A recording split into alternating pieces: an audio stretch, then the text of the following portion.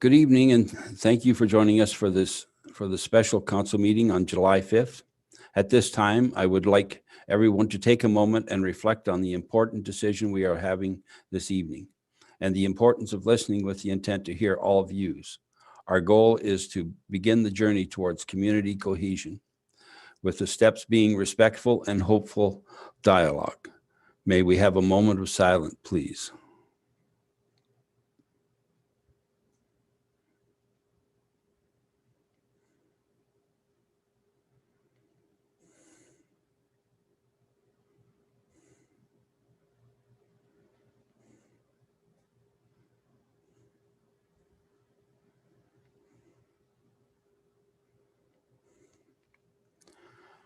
Thank you. And Councillor Gordick, if you could read the land acknowledgement, please. Thank you. Bonjour bien again. I'd like to start by thanking Chief Maegan Henry for offering me my evening welcome, Miigwech. I attended the closing ceremony last Friday at the Healing of the Seven Generations, honoring the 751 graves discovered a little over 2 weeks ago. And I was reminded of Chief Henry's words about our commitment to our community now and for the future 7 generations on the shared land. We acknowledge with gratitude as we gather virtually that Wilmot Township is located on the traditional territory of the Neutral, Anishinaabe, Haudenosaunee, and Mississauga peoples, and we are situated on the Between the Lakes Treaty 3 territory, 1792. We also want to acknowledge the importance of the Dish with One Spoon Covenant, a peace agreement made between Indigenous nations before the settlers arrived. It characterizes our collective responsibility to each other and Mother Earth. This covenant means more tonight as we face truth on the path of reconciliation.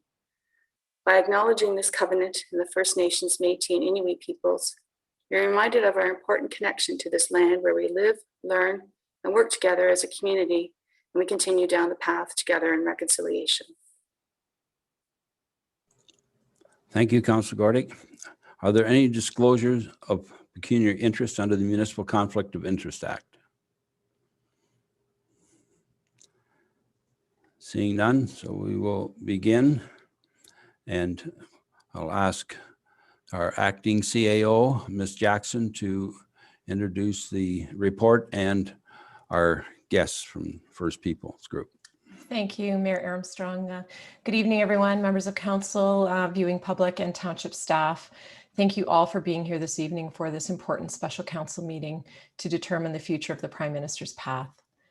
On December the 7th, 2020, Council awarded a contract for the Prime Minister's Path Community Engagement Project to the National First Peoples Group Incorporated. First Peoples Group are an Indigenous advisory firm who were contracted to develop and implement a public consultation process to listen to township residents and advise Council about the future of the path based on what they had heard. Representatives from First Peoples Group, Guy Friedman and Bob Watts, are here with us this evening to present the findings in the form of a video and a verbal presentation and to answer questions from members of council with regards to the findings from their extensive public consultation. A number of members of the public are also registered as delegations this evening, and it is important that all community voices are heard. The recommendations proposed in the report are a direct result of what First Peoples Group heard from the Wilmot community. They are presented as 3 actions and include Action 1, a symbolic recommendation to immediately remove and store the 4 remaining statues on the Prime Minister's path and discontinue any future expansion or investment in the path. Action 2 is a substantive recommendation to create a community working group to discuss and develop plans for the next steps for the statues and the PM path centered in community cohesion and healing. The third action is a systemic recommendation which commits to transforming community engagement and consultation processes in Wilmot Township to improve citizen participation in decision-making. First Peoples Group was tasked with consulting the community on an extremely challenging topic, where a clear divide has been evidenced and community passion has made kindness and grace challenging. I wish to personally thank Guy, Bob, Melissa, Cassidy, and Danielle for providing a safe and accountable space where they listen deeply to the voices of our community.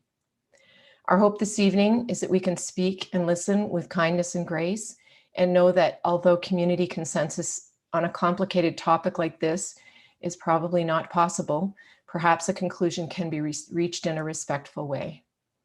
At this time, I'd like to ask our IT folks to please play the video that is part of the presentation, following by which Mr. Friedman will speak on behalf of First Peoples Group.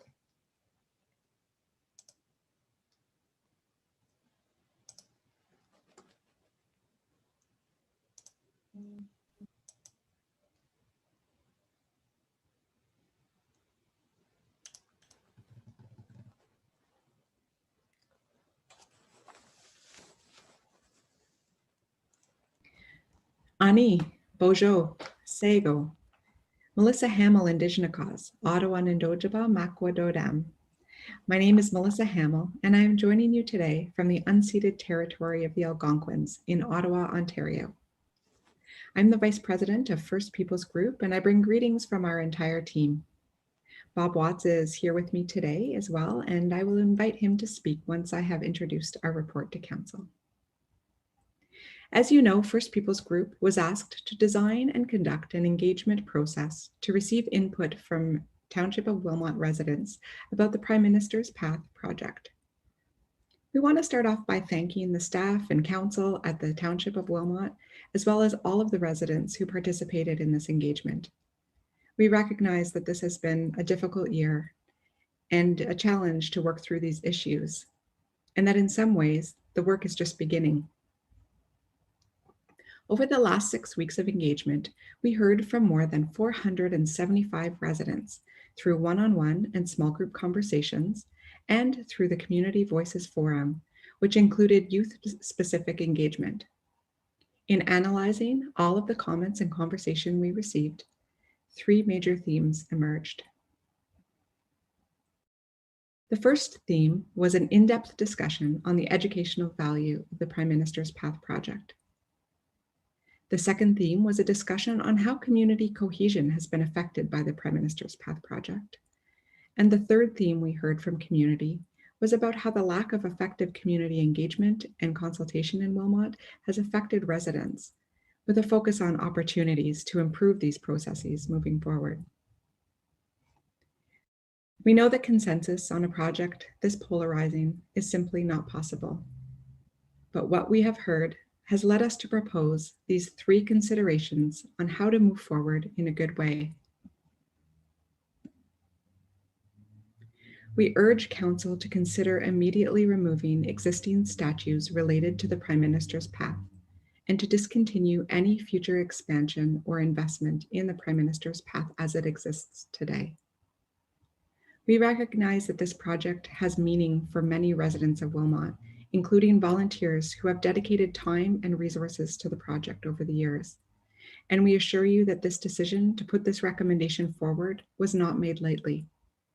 However, removing the statues is an important symbolic action that will create new space and opportunity to engage in a dialogue on how to move forward as a community without creating further harm to friends, families, and neighbors within the township.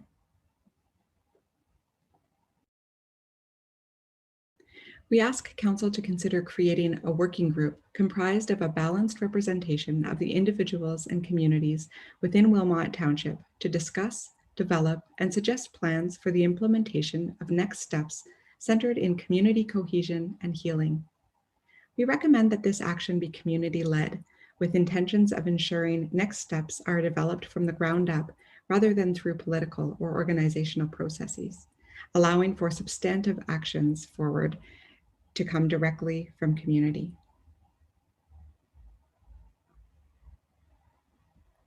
We ask Council to consider committing to transforming community engagement and consultation processes in Wilmot Township in a way that encourages greater openness, accountability, and citizen participation in decision-making, which will allow for systemic change to happen over time. The work that will result from these recommendations will not be easy work and will not happen overnight, but we truly believe that Wilmot has the potential to show Canada that healing and reconciliation can be done in a good way. Before I pass the floor to Bob, I'd like to end by highlighting the voice of the youth in this conversation, who expressed so beautifully what living in Wilmot means to them. There wasn't one single person we heard from in the last couple months who doesn't want to work towards making Wilmot a safe and welcoming community.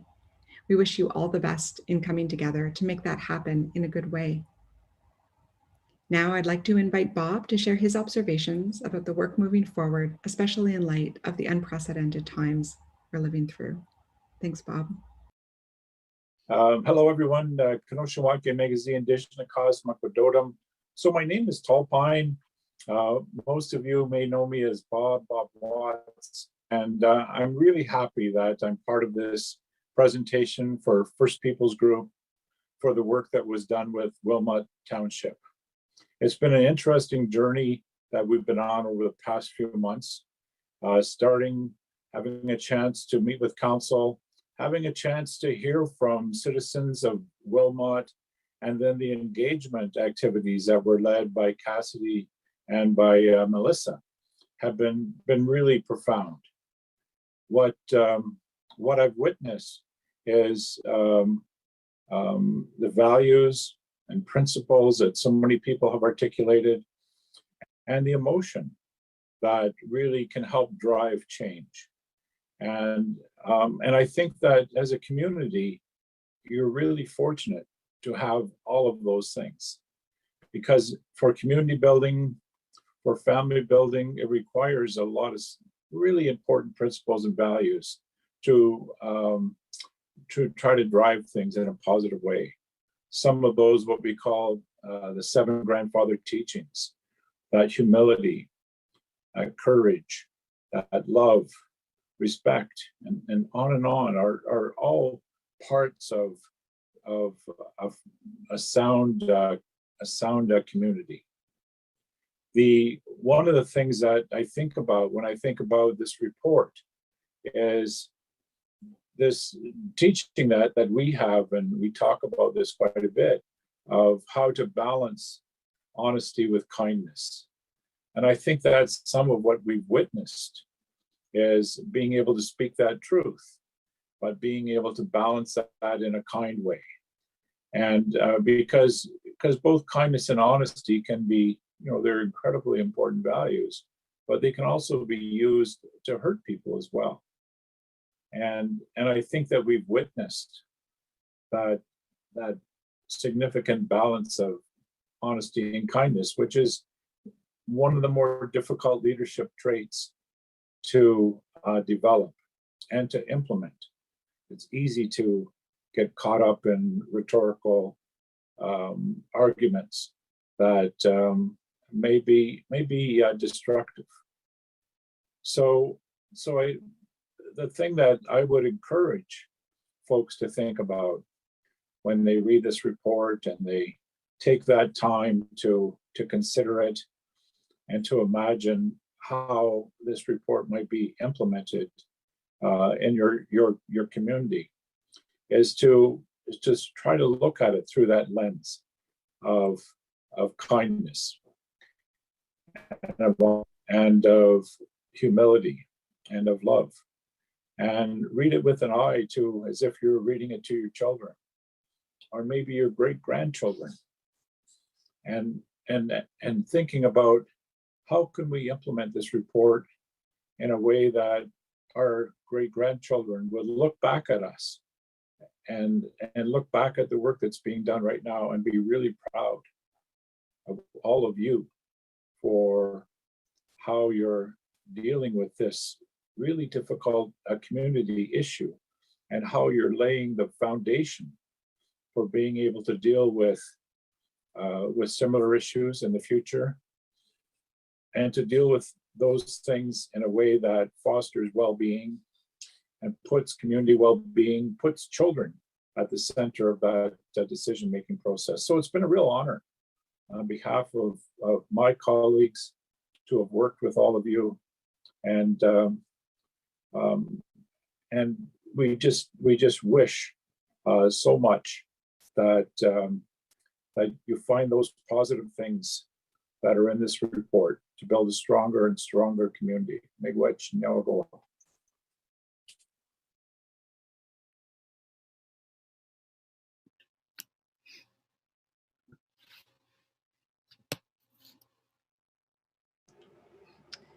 Thank you. I think at this time, is he here? Oh, there he is, Guy. I was going to say a few words. Thank you, Guy. Yeah, thank you, Sandy, and thank you, Bob and Melissa. Our team has been on to speak about, and we're particularly grateful for the opportunity to hear so many beautiful stories. And from this, we believe that we have given you accurately what we heard. As the head of First Peoples Group, it's been a time of great reflection for all the work that we've done across the country. And we believe that Wilmot Township is not any other place in Canada to those where we have discussions on how to move forward in the best way for all of our citizens, be they Wilmot Township residents or the rest of Canada. And we are grateful for the opportunity to help. We on this call, Bob and I will be on this call throughout for Mayor and Council. And I'm not just going to add any more to that. Bob and Melissa, thank you, and Cassidy for your hard work. And to the township that I've had the chance to speak with and work with. Thank you.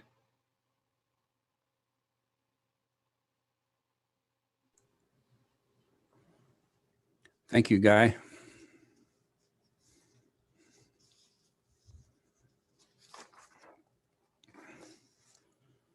Okay.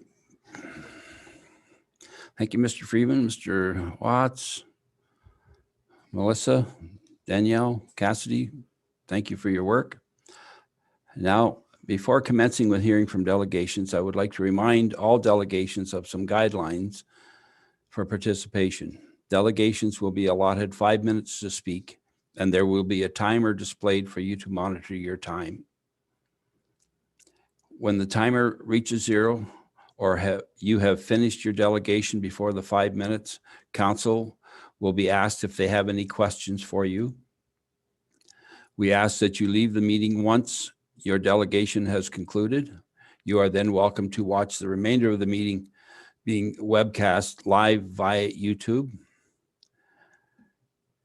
Further, if you conduct yourself in any of the following manners, it will result in an immediate muting and removal from the meeting.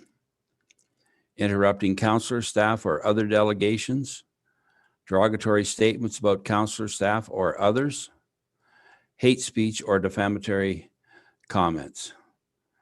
The purpose of your delegation is to address council, not question the consultants or staff.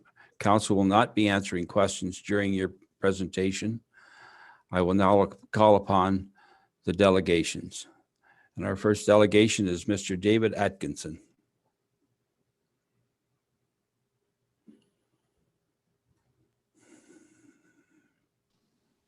Welcome, David.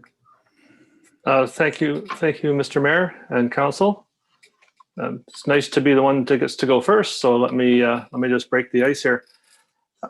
So the purpose of this consultation, as described in the motion from Councillor Hallman, indicates that the process is to follow the Truth and Reconciliation Commission's principles of reconciliation. And here's the relevant portion of the motion. I quote, "And whereas the Indigenous consultant will conduct and carry out sufficient research, then present their findings in open council, outlining any recommendations at the June 30th, 2021 council meeting, unless council is notified in advance of the need for an extension that includes following the Truth and Reconciliation Commission of Canada's principles of reconciliation, upon which the staff will be directed to produce a report for the council's consideration for action." So now I'd like to refer to the Truth and Reconciliation Commission's report regarding monuments. There are 94 recommendations. Recommendation 79 is up on the screen right now. And thank you for whoever's responsible for moving the slides. I appreciate that. Under the title of commemoration, we call upon the federal government in collaboration with survivors, Aboriginal organizations, the arts community, to develop a reconciliation framework for Canadian heritage and commemoration. This would include, but not be limited to, amending the Historic Sites and Monuments Act to include First Nations, Inuit, and Métis representation on the Historic Sites and Monuments Board of Canada and its Secretariat, revising the policies, criteria, and practices of the National Program of Historical Commemoration to integrate Indigenous history, heritage values, and memory practices into Canada's national heritage and history. And part 3, developing and implementing a national heritage plan and strategy for commemorating residential school sites, the history and legacy of residential schools, and the contributions of Aboriginal peoples to Canada's history.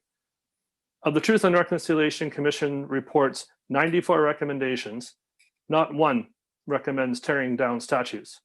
To the contrary, where there are references to monuments, the recommendation advise integrating history, something those of us in favor of keeping the Prime Minister's path have advocated all along and continue to do. These are not my words.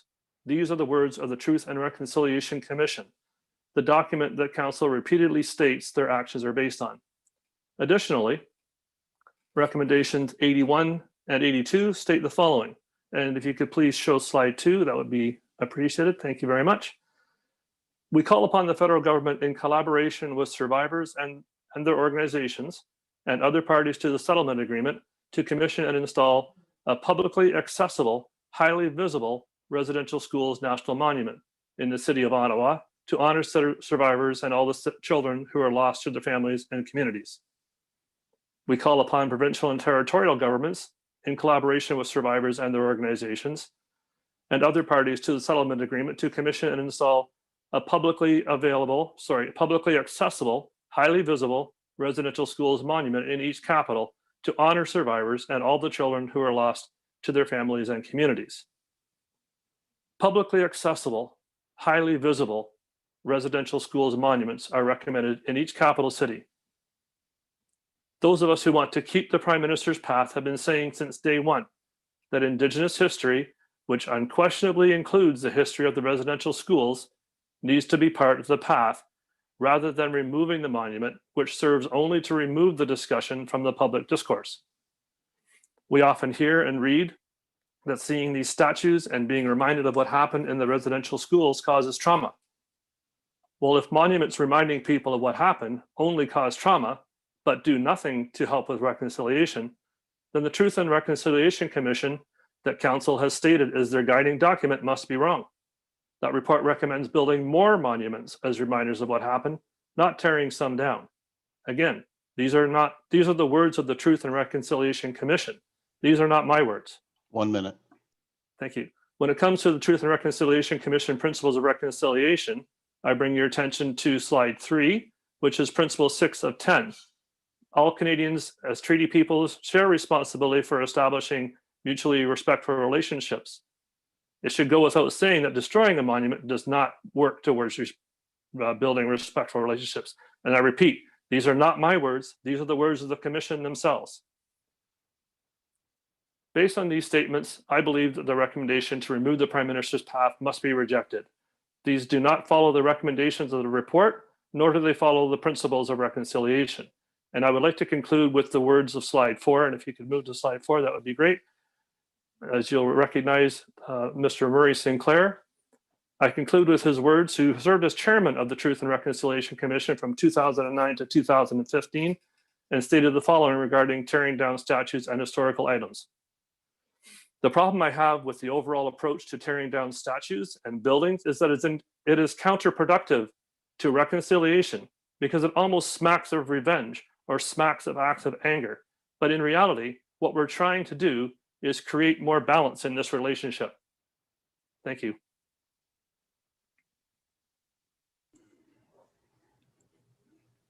Thank you, David. Are there any questions from council? Seeing none, thank you, David. Our next delegation is Mr. Dennis Mighton.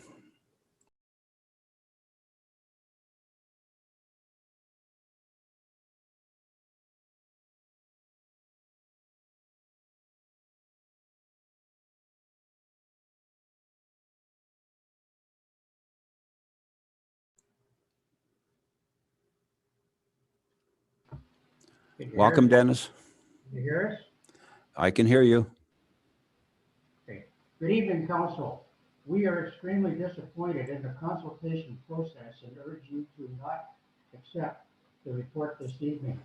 I will focus on the core values of Excuse me, Dennis. You'll need to get a little closer to your mic because you're fading. I will focus on the core values of collaboration, listening, openness, and transparency. The process fell short of the expected standards in each of these areas. First Peoples Group state quite clearly that their approach is guided by traditional teachings and the importance of collaboration. Their introduction refers to process that enables us to experience collaboration as the most natural and right way to do things. We had heard how successful and well received this FPG collaborative approach has been in other communities, and we're looking forward to having them put it into practice here. It became clear fairly early that COVID restrictions would prohibit the kind of face-to-face gatherings that are essential for dialogue and collaboration. At that point, it would have been wise to defer the consultation until the restrictions were removed. Thousands of Canadians were unable to work because of the limits imposed by the pandemic. A delay would have been disappointing, but understandable and acceptable under the circumstances. Instead, FPG chose to abandon their core value of collaboration and proceeded to collect individual opinions. FPG stated in their introduction that their collective goal is to practice deep listening as a way of uncovering innovative solutions. Removing the remaining statues immediately is not an innovative solution. It will not solve the deep division that has arisen and continues over this issue. The motion calls for an open and transparent dialogue. Did that dialogue happen?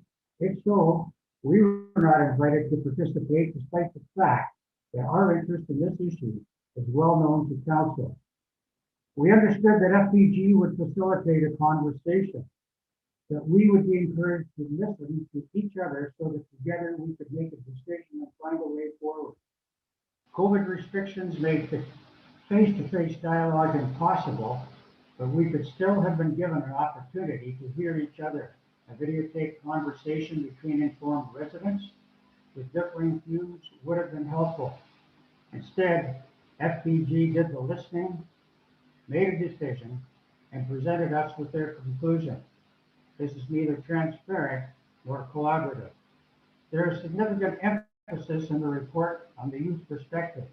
There's no transparency around this part of the research. Pat will speak on that. We recognize that the methodology used by FPG is not based on majority rules.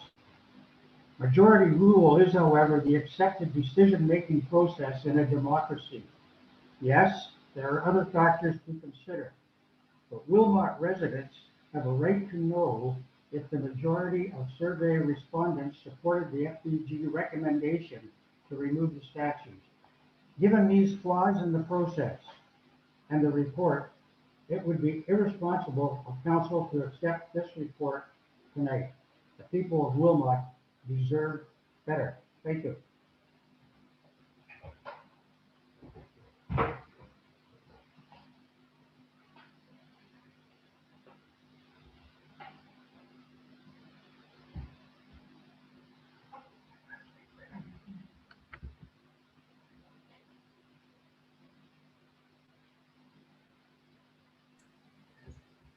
Welcome, Pat. Oh, okay. I didn't hear you call me. Did you? All right. Good evening, council, and thank you for allowing our voices to be heard this evening. I also encourage you not to accept this report at this time. I'm going to focus on a few specific areas that fall completely short of the expected standards, starting with the emphasis on the youth perspective and the lack of transparency surrounding it. The FPG rationale refers to today's youth being engaged in their communities and well educated about current issues. And this may indeed be true. But judging by the responses reported, The young people invited to participate in this consultation may have been neither. We don't know that. We know nothing about these kids. What grade are they in? How did they prepare to participate in this exercise? Did they in fact even visit the Prime Minister's path? Did they meet the sculptor, who lives right here in Wilmot, or members of the Indigenous community? Had they shown any previous interest in the Prime Minister's path, or in Canadian history, or in Indigenous issues? Were they taught how important it is to learn the facts before forming an opinion? Most perplexing is that 9 out of the 11 student responses reported under the heading Support to Remove PMP refer to a singular statue or to the McDonald statue by name. It appears that the students considered this single component rather than the project in its entirety. We have to wonder, what were they asked and what guidance were they given? Further to that, the FPG reports that because the currently available educational material is inadequate, the entire project is flawed and the statues must go. A more logical conclusion would be, let's enhance the educational material, a process that was in fact already underway. We do not know why FPG concluded that that would not be possible. There is an anecdote under the heading, The Prime Minister's Path Fails to be Educational, about someone who visited the statue and then went home to read about the Prime Minister. This fits the very definition of education. Visit any tourist attraction or historic site worldwide, and you will find a gift shop stocked with reference books for those who want to learn more. The motion specifies that staff were to meet with Indigenous and other marginalized groups in the community. Given the anonymity of the respondents, we have no way of knowing how those meetings unfolded. Since that was to be the primary focus of the consultation, it's a shame that we do not know the outcome. To conclude, we have submitted a couple of questions, unless you said at the beginning that Council would want to answer questions. We didn't know that in advance. So we've submitted some questions for Tracy and Don to put on the screen. If you can answer them, we think that that would be very helpful for the community to know before you make a decision tonight. So thank you very much. Thank you, Pat. Question. Thank you, Pat. Yeah. Any questions that you have should be sent by email after the meeting this evening, and then that can be answered at that time. Oh, okay. Thank you. We Okay. didn't know we could do that. Okay. Does anyone in council have questions for Mr. and Mrs. Mighton? Seeing none. Next delegation is Victor Selby.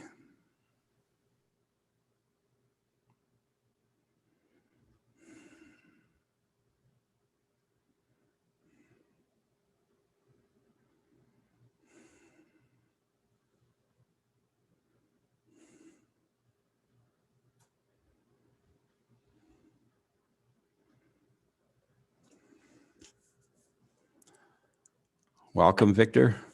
Hi, this is Victor Selby. Yes, welcome. Go ahead. I have just a very short statement. I'm a new resident of Wilmot Township in the last 6 months. I really believe that that's really all I have to say. Thank you. Thank you, Victor. Does council have any questions of Victor? Seeing none. Thank you again, Victor. Next delegation is Linda Veach.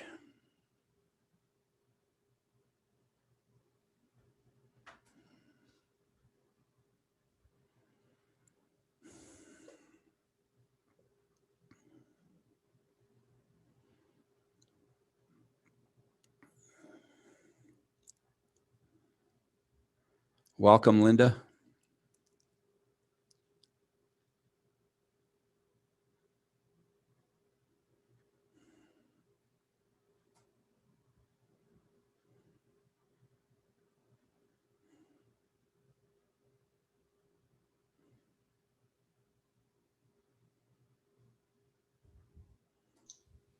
Ms. Veach, if your microphone has a separate mute button, it appears to be muted. You are unmuted in Zoom, however. Oh.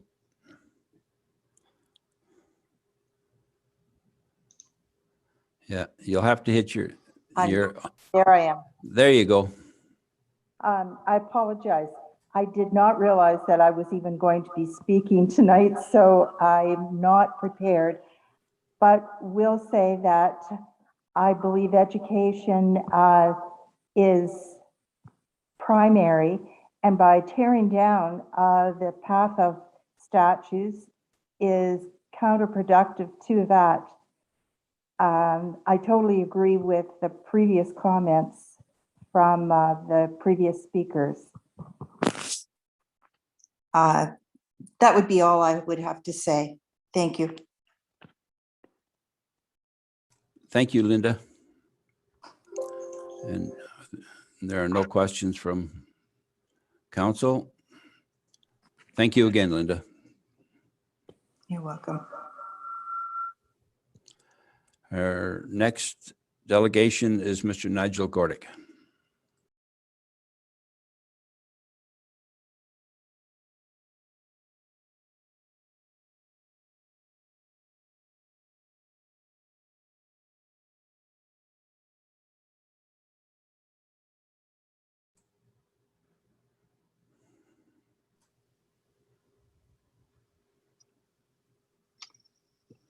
Tanche, Boshu, Mino Dibikat.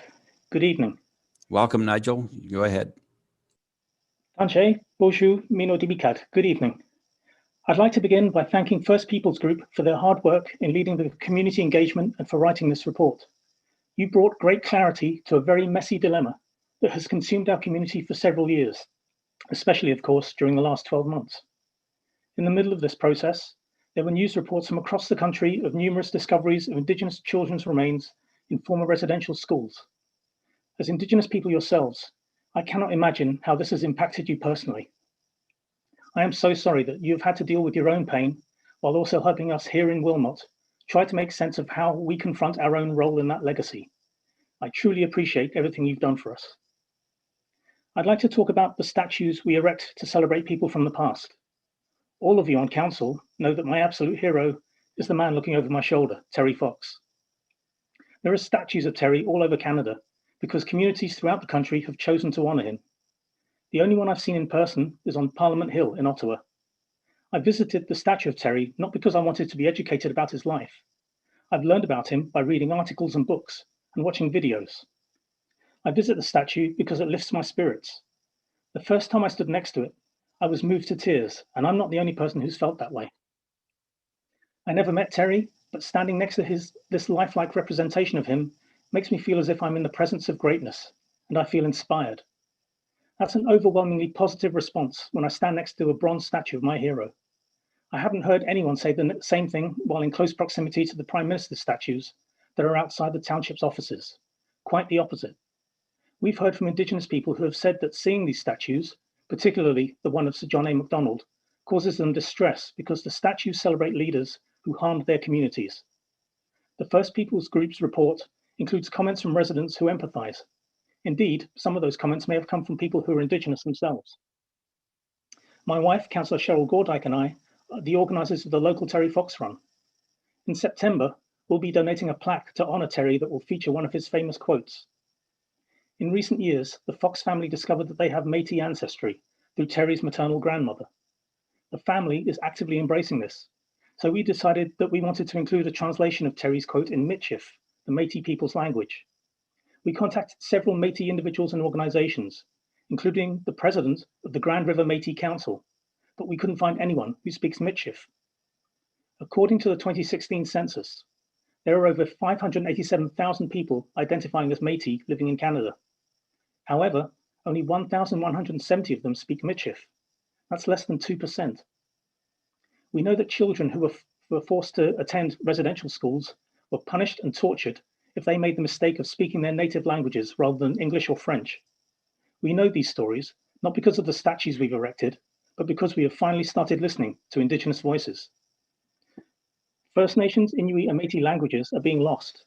Churches and the governments that were led by the first 20 of Canada's 23 prime ministers presided over the residential school system that sought to erase a vital part of Indigenous cultures, their languages. Those cultures don't honor people and events from the past with effigies.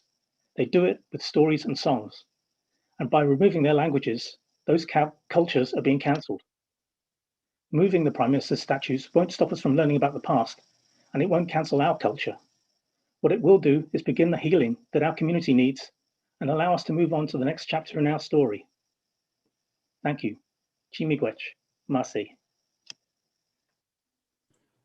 Thank you, Nigel. Any questions from council for Mr. Gordick? Seeing none. Thanks again, Nigel. Our next delegation is Mr. Jim Veach.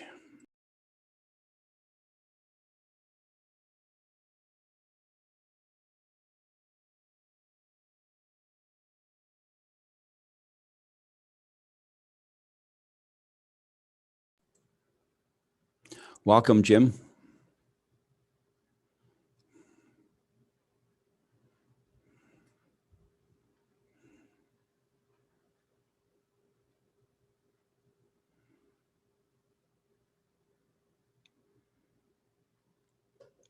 You're currently on mute, Jim.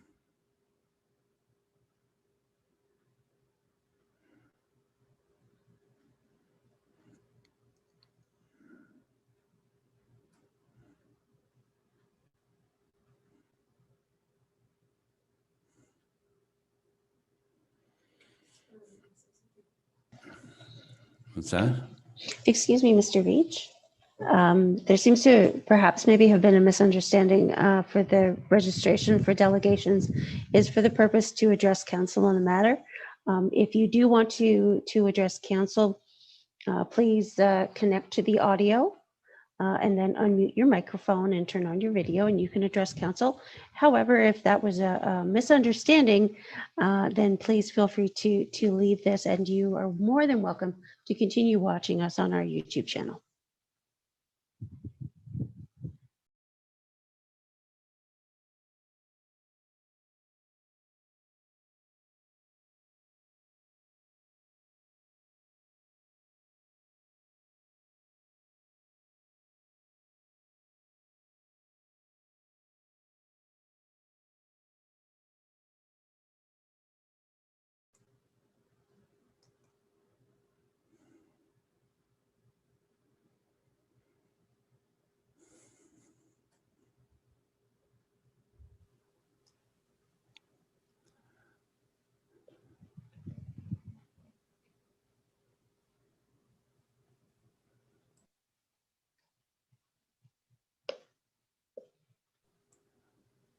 Through you, Mayor Armstrong. Perhaps while Mr. Veach figures out the controls here, maybe we could go on to the next delegation while the deputy clerk connects with Mr. Veach through email to understand his intentions here. Thank you. Okay, thank you. So the next delegation is Nancy Burris.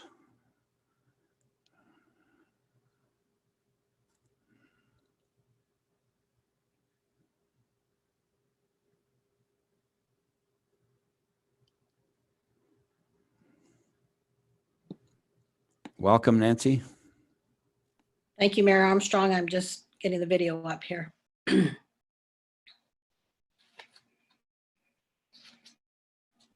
Oh, try again. There we go. You may go ahead. Thank you. It is with a heavy heart that I greet you all this evening. Thank you to First Peoples Group and Township staff for their hard work on the issue of the Prime Minister's path in Wilmot. I'm very disappointed in the consultation process and this report, which recommends the dissolution of the Prime Minister's path. For several weeks, the process was wrought with computer glitches for people trying to access the community survey. There was inadequate advertising of the whole process in the regular media, newspapers and radio, which many people depend on and who do not access online social media. The bookmark notice advertising the consultation process was received by myself the day after the extended consultation ended, and some people received it as many as 10 days after the fact. FPG used less than impartial language and messages in their updates following the first discovery of unmarked graves in Kamloops. The whole process of fair discussion around the future of the Prime Minister's path was hijacked by the perfect storm, a Bermuda Triangle, if you will. The death of George Floyd and subsequent Black Lives Matter movement, the whole cancel culture movement, and the horrific discovery of unmarked graves at now 3 former residential schools. All of this, let alone the restrictions around COVID-19. We did not have the opportunity for open dialogue in person as a community. We were not offered even a Zoom meeting or a webinar debate or a panel discussion with questions and answers. FPG focused on the comments of youth in their report, and while yes, they are our future and their voices are valuable, how much history have they absorbed and questioned compared to adults who have had the advantage of years of exposure?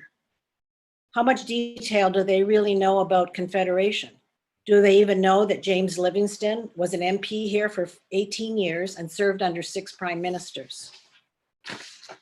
My degree in sociology, which is the study of social change and movements and social causes and consequences of human behavior, had taught me that when reporting on research, it's valuable to provide statistics and/or percentages. There in this report, other than the total number of respondents, 98% of whom were Wilmot residents, which was great. And do we know if those 498 different individuals, were they different individuals or were they 50 people who each made 10 submissions? In the end, what percentage of comments were in favor of keeping the path and what percentage were in favor of removing it? Those are important pieces of information that we should have been given and we deserve to know before decisions are made. The wiping out of the Prime Minister's path is an easy out solution.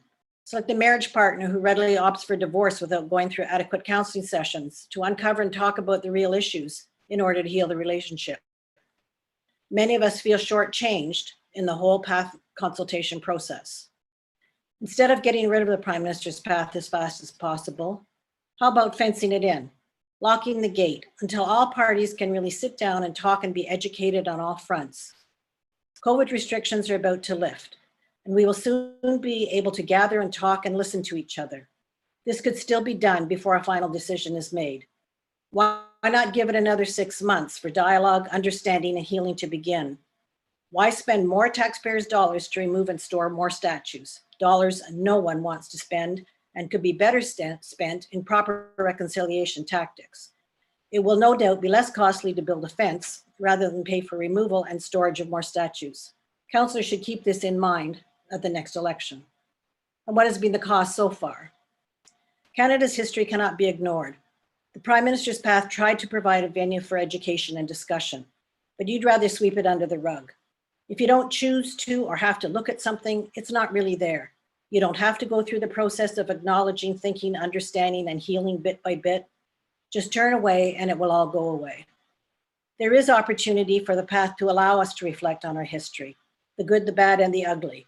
We need to be allowed to do so openly and without prejudice. Hiding it away and sweeping it under the rug does not undo history. It just keeps the hurt away till it smacks us in the face the next time.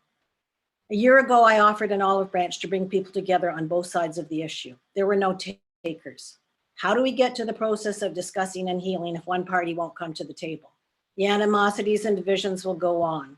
I was looking forward to sharing with and learning more from our Indigenous neighbors in our township. I want to sit at the table with you. I want to stand beside you. To paraphrase Cindy Blackstock's recent comments, enacting the real patriotism, values of honesty and democracy is when we embrace what hurts and honor the residential school survivors. Their stories deserve to be heard and told on the path. There's opportunity for all of us to discuss and reflect on our history, the rights we enjoy, the values we share, and responsibilities that bind us together in taking pride in being Canadian. We are all here to stay. I urge Council to consider not only the financial costs of the dissolution of the path, but the lost opportunities to develop and expand all the stories of Canada's history. You have to wrap up, Nancy. Your time's up. Wilmot can further buy into cancel culture, or Wilmot can be an innovative example of how reconciliation can really take place. I urge Council not to accept the recommendations of the report give reconciliation a real chance. Thank you. Thank you. Are there any questions from council? Seeing none, thank you, Nancy. Our next delegation is Mr. Lee Fitzpatrick.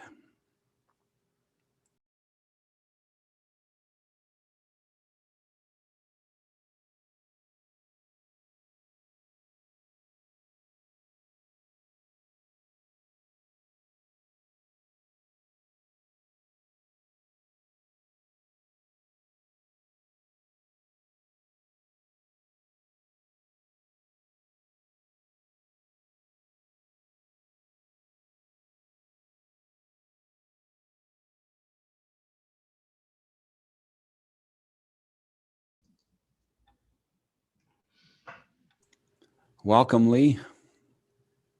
Good day. Can you activate your video and then? I don't know where the video is.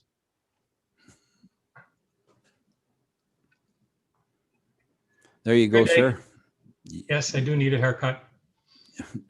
I want to thank the First Peoples Group for the work they've done. I think it's important to acknowledge, as already has been said, 500 responses from a population of 22,000 Wilmot residents.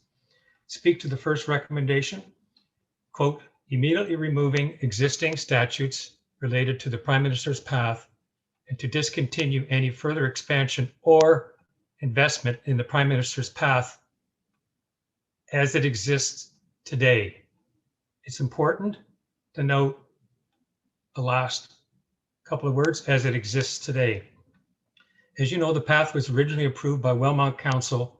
In 2016, it was unanimous, and it was intended as an educational program. I don't think that's changed. Conferring over the past few weeks with a number of Wilmot residents in St. Agatha, Baden, Phillipsburg, where I reside, and New Hamburg, ages 18 to 80. Now with their collective input, I offer the following proposal, which I suggest is proactive. Create a Canadian historical path. You could call it a gallery of Canadian history. Use the abundance of land now available for the development of this path. I can envision a gallery of handsome statues of individuals who have made, and for some, continue to make significant contributions to Canada's history. The second consideration talks about creating that working group comprised of a balanced representation of individuals and communities. We've heard from some tonight already, who are prepared to discuss, develop, and suggest plans for implementing the next steps centered in community cohesion, and the important word for me is healing. An important consideration would be taking advantage of the opportunity to now acknowledge the atrocities and the trauma being revealed regularly respecting Canada's history with residential schools and the ill treatment of First Peoples. And add to that the good work being done by Truth and Reconciliation Group leader Murray Sinclair. I have so much admiration for that gentleman. Truly an illustration of taking action. That's what his group has accomplished. The path would be the subject of guided tours by folks of all backgrounds interested in learning about Canada's history.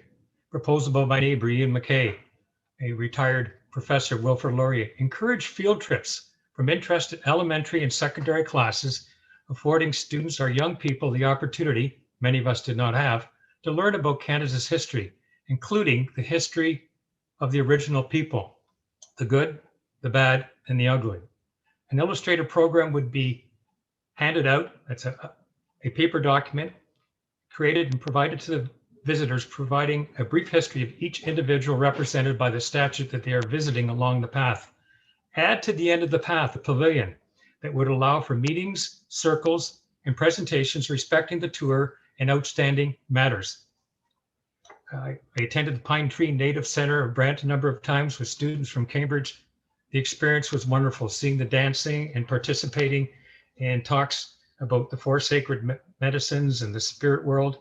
I've talked most recently this morning with a good friend of mine at the Healing of the Seven Generations, and she indicated to me that they would be interested if this path was ever opened to assist us in creating situations where we would have Indigenous demonstrations. And we would have what I call something very significant, the opportunity for young people to experience smudging, potential statutes. Louis Riel, my friend from the 7 Generations, Chief Joseph Brandt, that's what she suggested. Alexander Graham Bell, maybe you've heard of him. Murray Sinclair, Wayne Gretzky, one of my friends, said, what about Walter Gretzky? What he's done for minor hockey, Southwestern Ontario. Prime Minister Lester Pearson, keep his statute.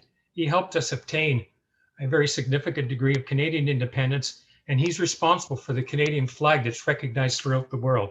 Lennox Lewis, Christine Sinclair, George Armstrong, captain of my Toronto Maple Leafs, and John Beliveau, the humble French Canadian. George Armstrong, native roots, his mother is Ojibwe. Prime Minister Kim Campbell, 3 of you community councillors posed right beside her statue when she arrived. Gord Downing tragically Point of hit. personal privilege, the delegation is naming specific members of council. Pardon? You're not to name specific members of council. Oh, I said 3 council members. They didn't name anyone. Buffy St. Marie, Gord Downey, and Terry Fox, thanking an individual who spoke tonight and his wife. Thanks for championing Terry's heroic legacy every year with your special community events. Last comment, an 18-year-old who I spoke with today lives behind the castle, and he loves the idea of the statutes. He said, what about Terry Fox? Why isn't he going to be considered? And I said, he should be. I hope council will take into account the alternative approach that we are suggesting. Be proactive. Iowa, thanks.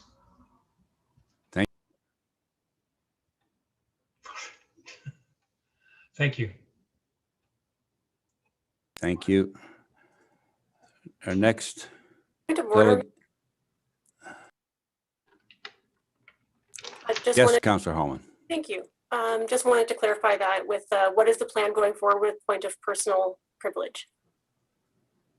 Maybe the clerk can comment.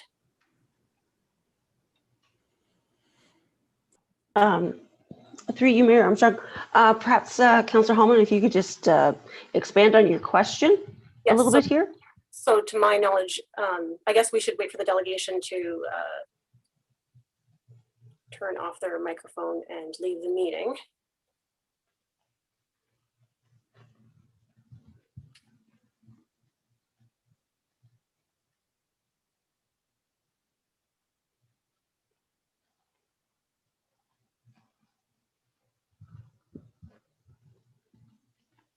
Wonderful. So with point of the with personal privilege, if that was not dealt with on the floor, what is the action going forward with other delegations? Will the delegations be stopped, or what's the plan? So with a point of personal privilege, if somebody has said something defamatory or negative towards a person, then they would be advised. And if they can continue. We haven't said that they have to stop at this point. If it was, I would say it would probably depend on the severity. If it was a rant, if it was somebody who was not stopping, their microphone would be asked by the mayor to be muted. However, if they stopped, acknowledged, I would say they probably could continue.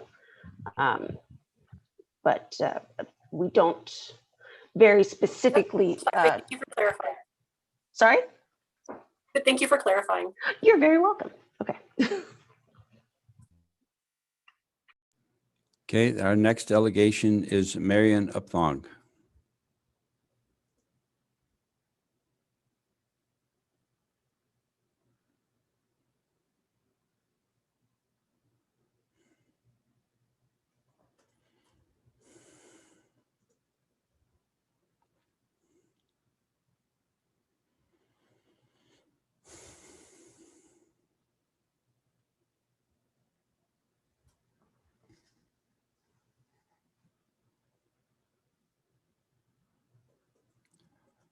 Are you all able to hear me? We can hear you, just can't see you yet.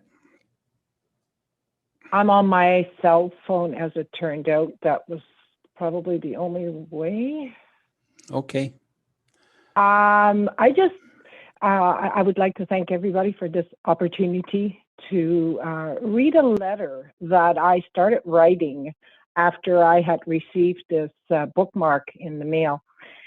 I found out after I read and looked more into it that I was beyond its time of filing this letter. I wrote it on July 1st, and I will just read the letter, and that's how I'll go from here. On this summer's day, the first day of July 2021, I am wondering really what this all means, what it means to be Canadian in Ontario in the Township of Wilmot. I haven't lived here all my life. I've only been here and off since 1995. I am, as I like to say, fresh off the boat from Holland in 1984, and I have moved around Southern Ontario. Wilmot has been my home, and even then I've moved within. Some people call it Wilmot. Well, that might not be that far off. I am in the rural part of this township and in the agriculture business. It has beautiful countryside and a friendly kind of towns in the township.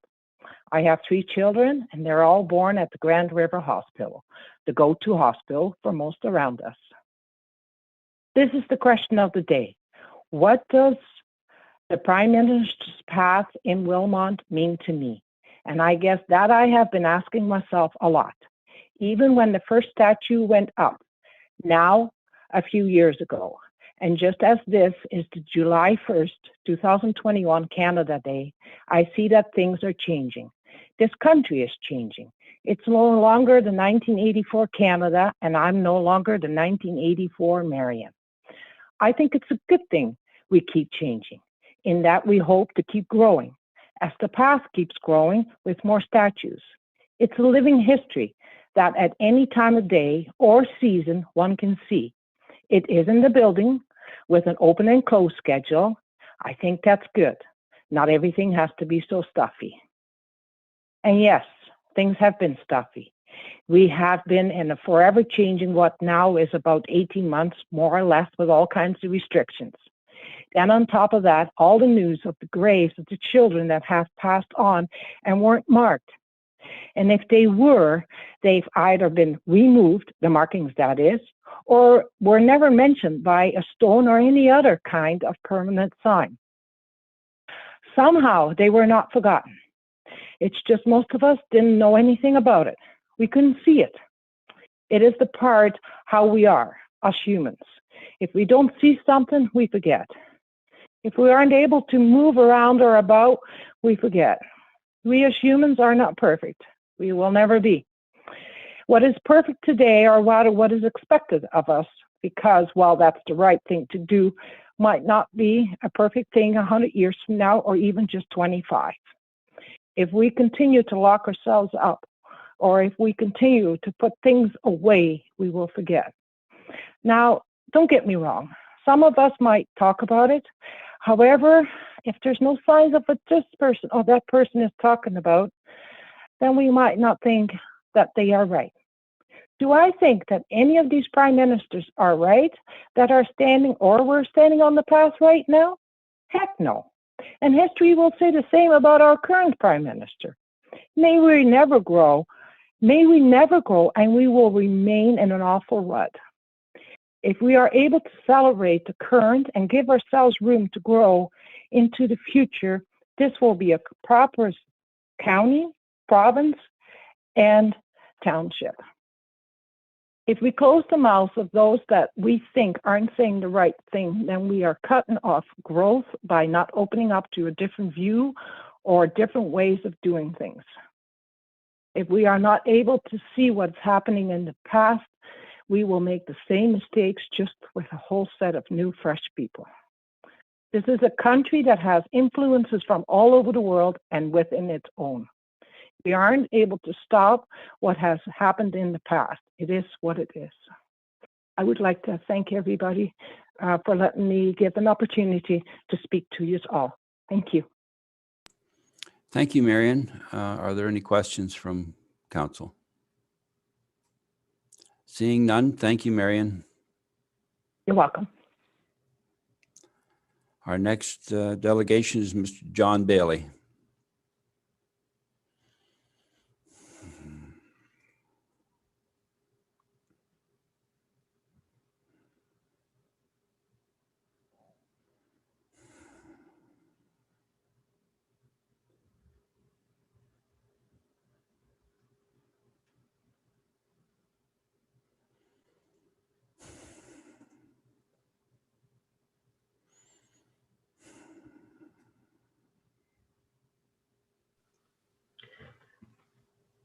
Through you, Mayor Armstrong, it appears as though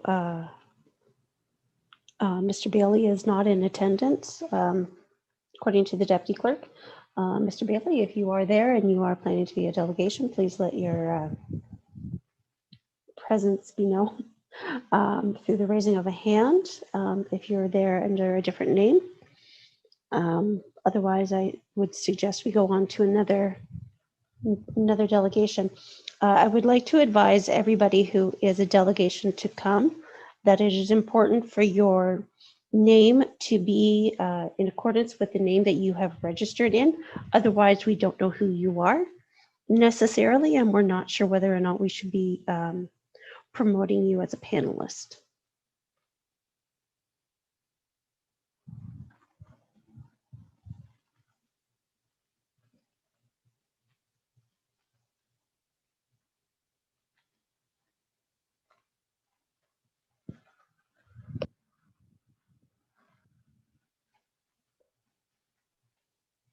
Okay, so I'm not seeing Mr. Bailey here, Mr. Mayor. So if you could go on to Lynn and Marilyn Serreris. Thank you. Yes, thank you. Lynn and Marilyn Serreris are the next up, please, and thank you.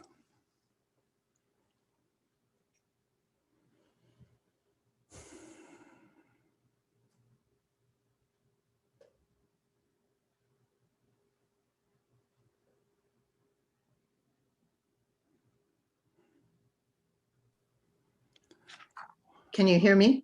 Yes, welcome, Marion. We can hear you, just can't see you. That's fine. That's all right. The Mayor Armstrong, members of council, First Peoples Group. We appreciate all the work of the First Peoples Group and Wilmot staff to prepare the final report. We have been deeply interested in the Prime Minister's path and have been following it with great attention. During this COVID pandemic, it has been very difficult, virtually impossible to meet with people face to face, and Zoom meetings are less than ideal. I have always believed that the most important way to communicate, listen, and exchange ideas is with a small group in a circle, around a kitchen table with a cup of coffee, or in a very informal setting. This is the best way to exchange information, to listen, to recognize emotions, and build connections and trust. All of this, because of COVID, has not been possible over this past year. Over a year ago, in June 2020, Angie Hallman, our councillor for Ward 1, moved that the Township of Wilmot pause any further investment and expansion of the Prime Minister's path and the statue of Sir John A. Macdonald be relocated. This has happened. We have spent a year trying to listen, learn, and resolve this very complicated issue. The First Peoples Group were hired to negotiate and determine the direction for this plan, but it was all done virtually. Now we have received the report.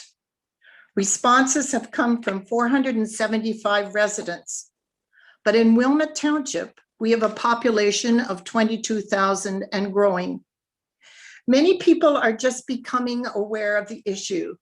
As a matter of fact, I had 3 calls from people in New Dundee this week asking me about the Prime Minister's path after the little bookmark appeared in their mailbox.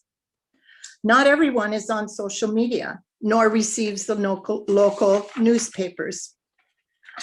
So after reading the recommendations in detail from the First Peoples Group, we have a suggestion. The project has been on pause for the past year. Let's continue the pause until our election year in October 2022. In the meantime, let us implement the recommendations of the First Peoples Group, but in the reverse order, within the township, in informative groups, and not virtual meetings.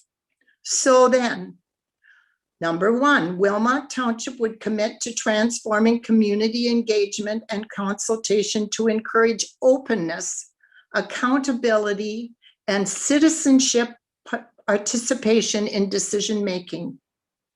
Number two, create a working group compiled of balanced representation of individuals and communities in Wilmot Township to discuss, develop, and suggest plans for the implementation of the next steps for community cohesion and hearing.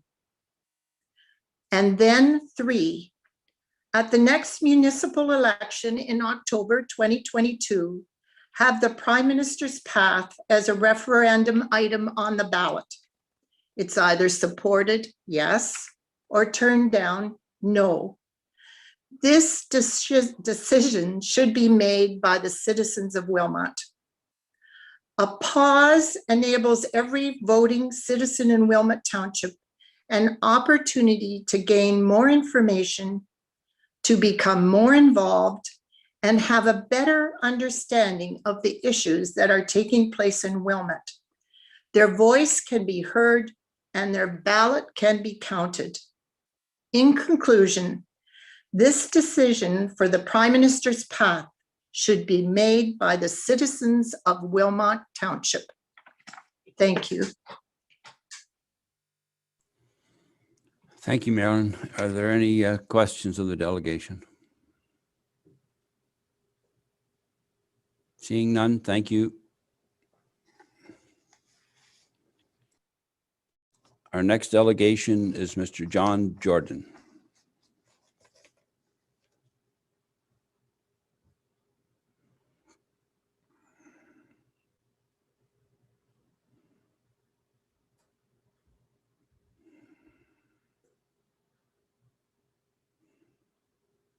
Unmute, start video. There we are. Good evening, everyone. Mayor Welcome, Armstrong. John. Thank you. Good evening, everyone. Mayor Armstrong, Wilmot Council, staff, the members of the First People Group, and all the residents of Wilmot and beyond who are engaged in tonight's meeting, and to acknowledge that we have gathered in Wilmot Township on the traditional territory of the natural Anishinaabe, Haudenosaunee, and Mississauga peoples, and that we are on Treaty 3 territory of 1792, Miigwech. I would first like to acknowledge and thank the First Peoples Group with the incredible work, thought, and detail that has gone into their report for Wilmot Township. And what a journey this must have been to get to an end result. The range of emotion, the depth of knowledge, and the number of submissions, opinions, personalities you've had to deal with is just incredible. And how you've had to handle it all and come to the conclusion you derived. Kudos to all of you, and thank you. You are incredibly strong people given the news of what has happened recently. I can't express my gratitude enough. I would further like to thank the members of council who had the foresight and the strength to bring the PM Path project to where it is now. You are way ahead of the curve compared to the rest of the country, and now the rest of the country is following your lead. Thank you for your true leadership. It was a comfort to read about our youth and what their opinions were, and that the majority of students who have been well educated on this topic were in favor of dismantling the path. It was surprising to learn that some local students knew nothing of the PM Path, which is located 1,600 meters from Waterloo Oxford District Secondary School. So it seemed that if you need a true barometer of what people want, public consultation is paramount, which is one of the recommendations in the report. As a resident of Wilmot Township and one who's truly engaged in the goings-on of our township and is fully vested, I had a real uncomfortable feeling about one issue in this report, and in the report it reads as follows. It was noted that in the transfer of the Prime Minister's Path project to the Township of Wilmot, the township was to oversee the development and ongoing operation of an educational program that is accessible to the public with respect to the Prime Minister's statutes and the history of the Prime Ministers depicted in the statues, their importance to Canada and their times, that is of a quality that meets public expectations. Again, it should be noted that we were made aware that staff responsibilities that were dictated through the CreateScape Township Agreement to acquire the Prime Minister's path, including those related to the responsibility of the township to create an educational program, were never communicated to staff. My question is to members of the previous council, as you are the councillors responsible for bringing the PM path to Wilmot, and that I would like answers provided from each of you so that it's on the record. I would like each of you to explain to the residents of Wilmot how this was going to be a no cost to the taxpayer venture with all of the information you had been provided at the time of passing the project, when it was clear that it was going to take staff time to develop the educational material, which results in a significant cost to the taxpayers of Wilmot. I hope that your decisions made tonight reflect your personal education and the learning journey that has brought you to this point. Thank you for allowing me to express this to the people of Wilmot, the township staff, First Peoples Group, and the council. Thank you for your time. Thank you, John. Any questions from council? Seeing none, thank you. Thank you. Our next delegation is Susan Sutherland.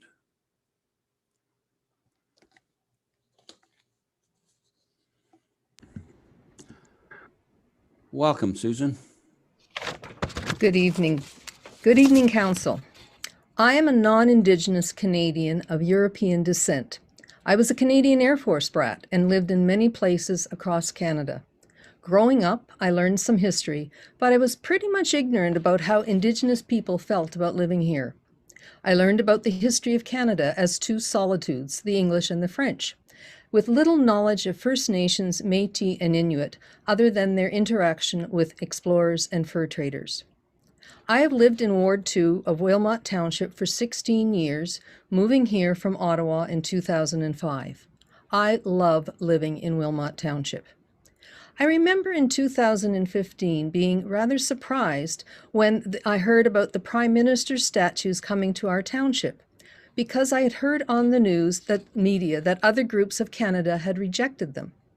Even then, I didn't look into why these statues were considered offensive, and I apologize for that ignorance.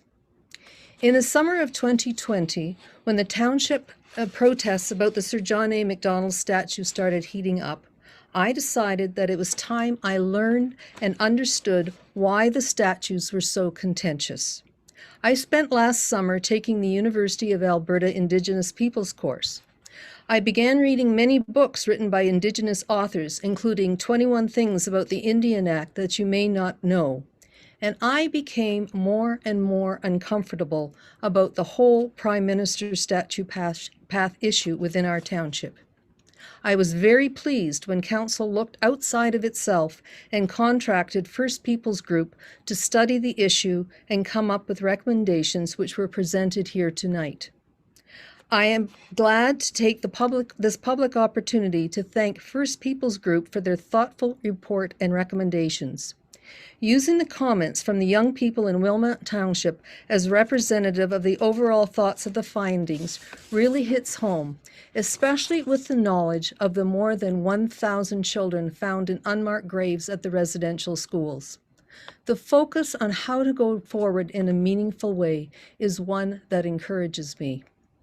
I want to thank our Wilmot councillors, some who have received a lot of personal attacks and harassment over the past years. They took a strong stand on this issue long before other communities in Canada did so. And I am very proud of them for what they have done, as it was not easy to go against something that might have been politically expedient, but morally wrong. I know that this is just a first step in the healing process with Indigenous people. I know that I cannot change what has happened in the past, but I do know that I can personally work hard to be an ally for that I want to thank those who protested, because they gave me the courage to look at my own beliefs and work for towards changing them. And I encourage Council to accept First Peoples Group recommendations. Miigwech, thank you. Thank you, Susan. Any questions? Seeing none. Thank you again, Susan. Our next delegation is Olivia Miller.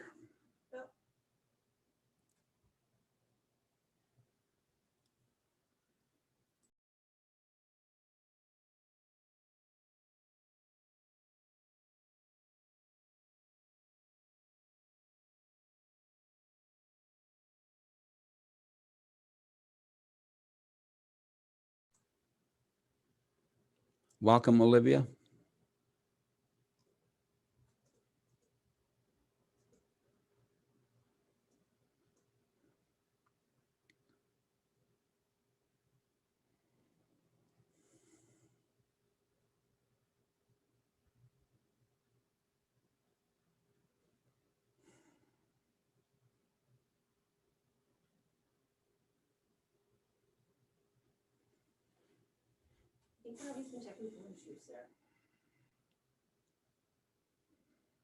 Ah, there you are.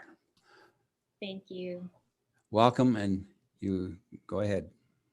Thanks, Mayor Armstrong.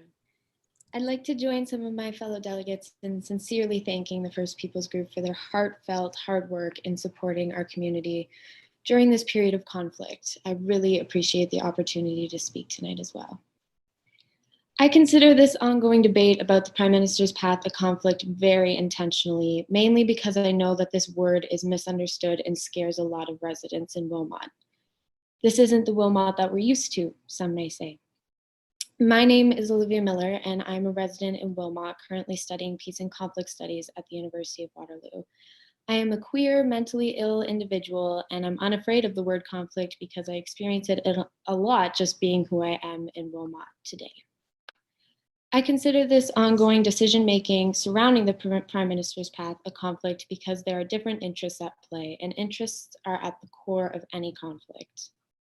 It is clear that many community members would like to recognize Canada's history, hence the proposal of this project. It is also clear that many community members would like to highlight the heartbreaking history of assimilation that occurred in our country and arguably continues to occur. I haven't been afraid of this conflict in Wilmot, and that I recognize is a privilege. I'm a white woman in Wilmot who doesn't have to fear for their health or well-being today. Other residents may be fearful, however, because of how some community members continue to praise leaders who killed their ancestors. I've grown up in Wilmot, and I have never once doubted the passion and care that lives in this community. However, I do believe that pursuing these statues was a misguided attempt at expressing that care and passion. As much as I studied the dynamics of conflict in my degree, I also studied the emotions involved in our interactions. And when I think of the Prime Minister's path and its visibility in our community, located on stolen land and showcased to our Indigenous community members, my heart physically aches. I believe we're experiencing a sense of moral isolation in our community, in which COVID-19 and the speed of our society has kept us moving so quickly that we detach ourselves from others and don't truly understand each other. I believe that we don't all feel this heartache, and that's okay. We're all coming from extremely different places, and that must be understood, especially in polarized issues such as this one. However, our hearts all ache for something. I will never be able to understand the heartache of these families who are reliving the trauma of their children never returning home. But our hearts all ache at the same wavelength, and that is something I believe wholeheartedly. I believe that in understanding that, if we are in touch with our own heartache, we can respect the ache of others. All of this to say, even if I did believe that the Prime Minister's path statues should stay in Wilmot, I believe that I can feel the ache of the hearts of Indigenous community members in our township while the statue's presence is so prominent. I believe that we can all feel the ache if we get quiet enough, and that grief, that ache, is enough for me to say with the most confidence that this project must be abandoned to end our prolonged role in harming the Indigenous communities within our stolen land. I'm not saying that we can't revisit and significantly adjust this idea in the future. I'm just saying that we can't move past the hurt until we stop causing it. Thank you again. Thank you, Olivia. Any questions? Seeing none. Thanks again, Olivia. Our next delegation is Marie Pavey.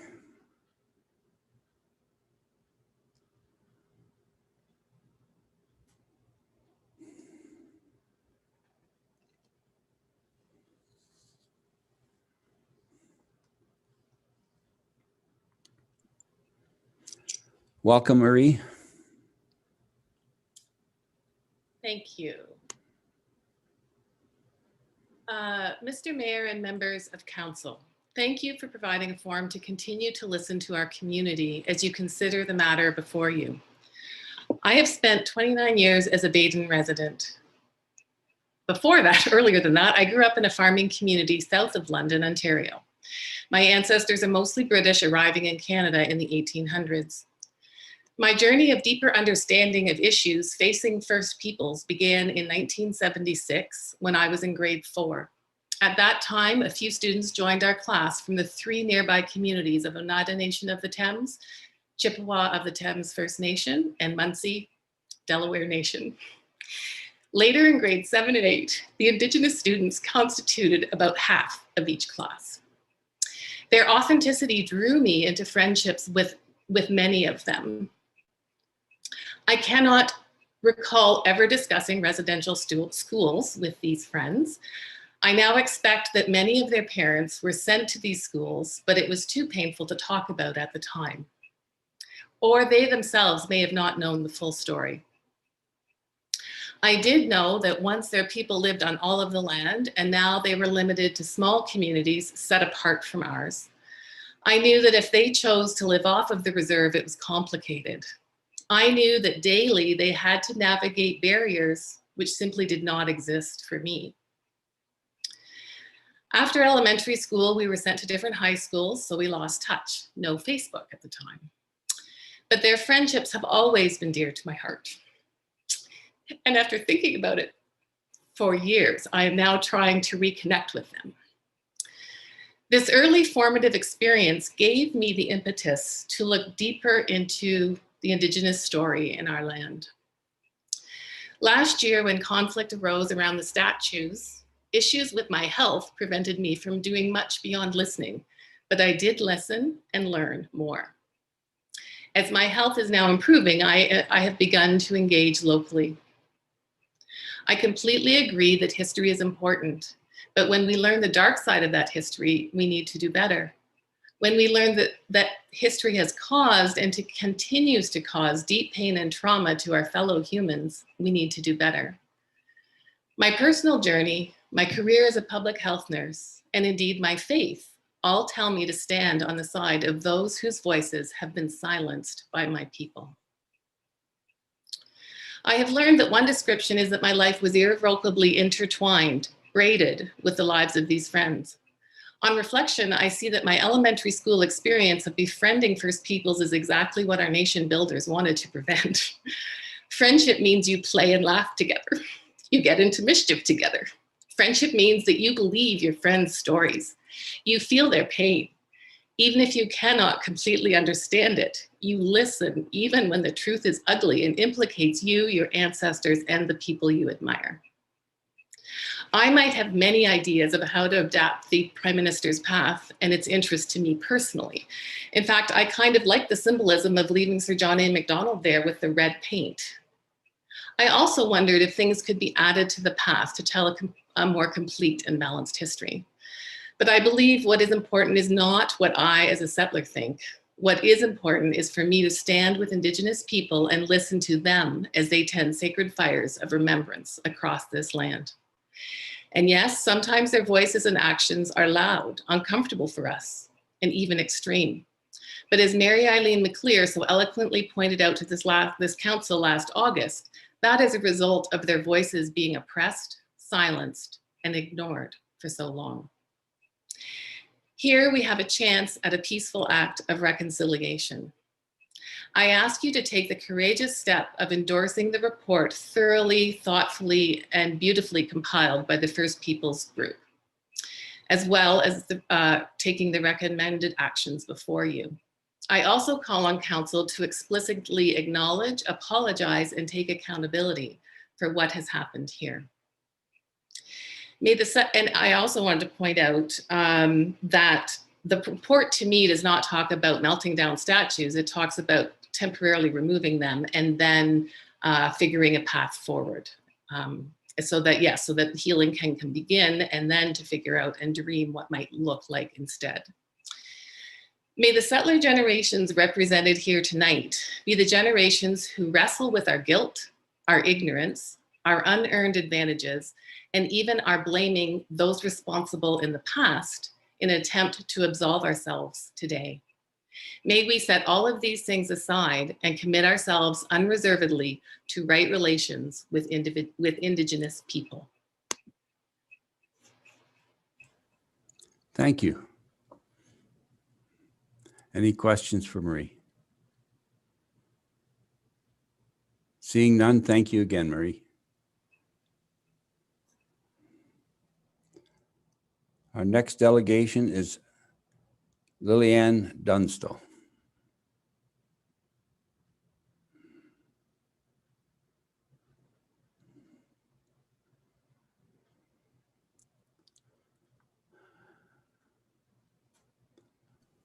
Welcome, Lillian. Hello, can you hear me? We can hear you. Great. My name's Lillian Dunstall, and I moved to New Hamburg 2 years ago. I wanted to speak tonight to share my opinions and views on the Prime Minister's path.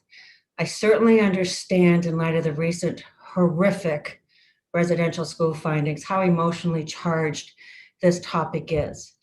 I just want to take a step back. When I first heard about the Prime Minister's path, I was so excited for the community and all this path could bring to it.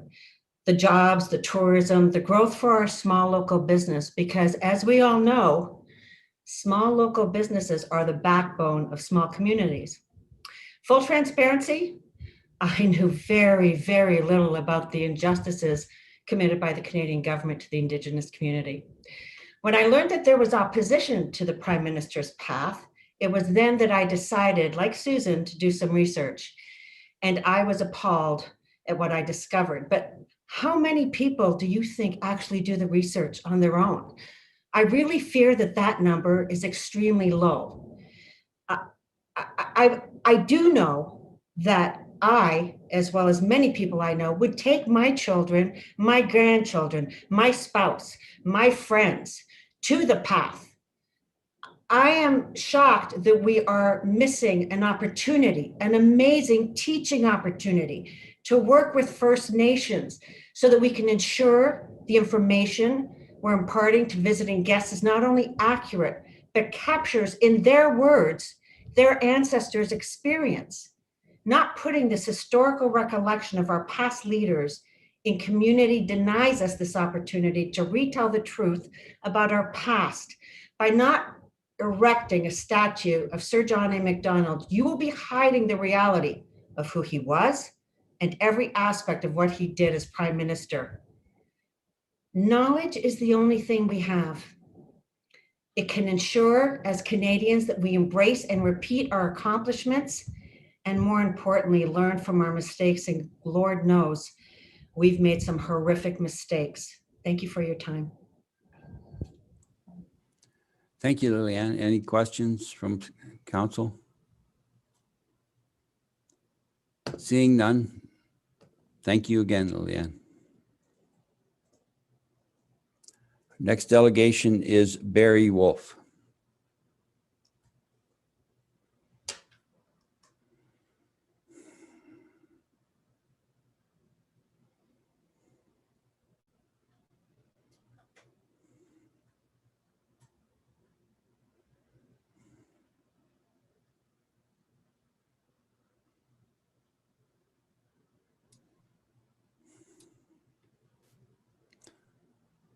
Welcome, Barry. Oh, there we go. Different times in history, Peoples acted on different values and assumptions of what was good, right, fair, and just for their society. As we learn from the past, we change. Context is critical for how we interpret historic events. History is real. It is what it was. Today, we can now say to establish residential schools to acculturate Native youth by removing them from their families is a bad idea. We would not do that today. However, the values in prior times were different. My position is that we cannot change the future by trying to remove and thus silence the past. To cancel history's teachings is to repeat its errors. The Prime Minister's path represents a period in time from July 1867. 150 years ago, life was very different. In the 1800s, disease affected Indigenous and non-Indigenous people alike. There was no immunity, few medical remedies against imported diseases such as tuberculosis, smallpox, measles, chickenpox, cholera, whooping cough, and influenza. Indigenous peoples were disproportionately affected in their home communities. Infected children entered residential schools and infected others. By around 1900, Indigenous populations had declined by upwards of 93%, and epidemic disease was the most devastating cause. I suggest that Joseph Tainanega, Chief Joseph Brant, is a historic character worthy of present and future study to add context to our local history. His actions, including negotiating the Haldeman Tract to go along the Grand River, have been recognized with his portrait placed in the National Gallery of Ottawa and the erection of statues of his figure in Brantford and at the Valiants Memorial in Ottawa. While his positive achievements are worthy of reflective study, so are his warts. Chief Joseph Tainanega was a drinker, raced horses, owned 42 African slaves, sold off sections of the land to outside settlers, and killed his own son in a knife fight.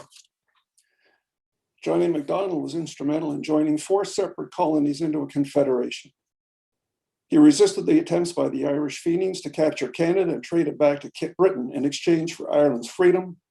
He pushed through the construction of the CPR that stitched British Columbia in the west to the provinces in the east, and thus offset the American aspirations of manifest destiny, the belief that it's America's God-given right to control the entire continent. He also drank gin to excess, received political kickbacks, and was leader of the considered political party at the time of the creation of the residential schools. John A. Macdonald signed the law establishing residential schools. Chief Joseph Brant owned 42 African slaves and killed his own son. In our present values context, residential schools and slave owning are reprehensible.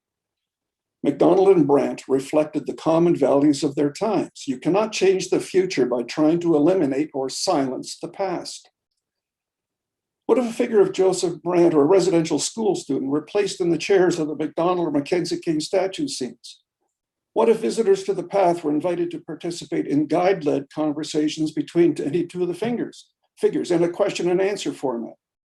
What if students were invited to do classroom research of each figure on the issue in the day to prepare on-site presentations of dramas, humorous or satirical skits, dances, poetry, picture art? What if the museum staff also facilitated participation by adult groups from near and far? What if visitors were given some background in a sample script and invited to play the role of a prime minister? What if one visitor as John A. Macdonald could debate another as Joseph Brant, using the values of their time period? The township could hire students seasonally as facilitation guides, providing interactive participatory presentations to visitor tourists. Commercial bus tours potentially coordinated with the Stratford festival seasons could be contracted. The simplicity or complexity of the potential activities is limited only to the imaginations of museum staff, teachers, students, and adult visitors. Wilmot Council needs to take the initiative and provide positive leadership here. The Prime Minister's path could become a destination for tourists and an example to other world communities of what can be done to recognize the real events of all our pasts, to interpret those events in the context of the time periods displayed, and also in the context of present values. Instead of silencing thought, Wilmot could be a megaphone to learning and community growth. To remove the figures of the Prime Minister's path, to cease any further development is a futile attempt to silence our realities. It would silence opportunities for education and community growth, and that would be a pity. My conclusion, continue the development of the Prime Minister's path, consider my suggestions for how it can make a positive example for other communities, and an economic engine in our township as a tourist destination. Accept recommendations 2 and 3 in reverse order, and reject recommendation 1. Thank you for your time and consideration. Thank you, Barry. Any questions from council? Seeing none. Thank you again, Barry. Next delegation is Robin Spicer.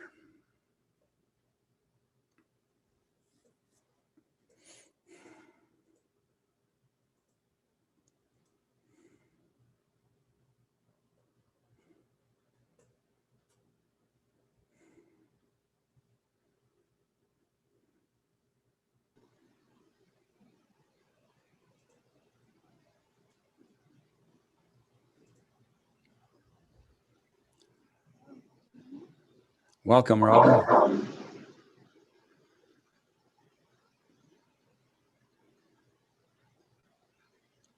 Welcome, Robin.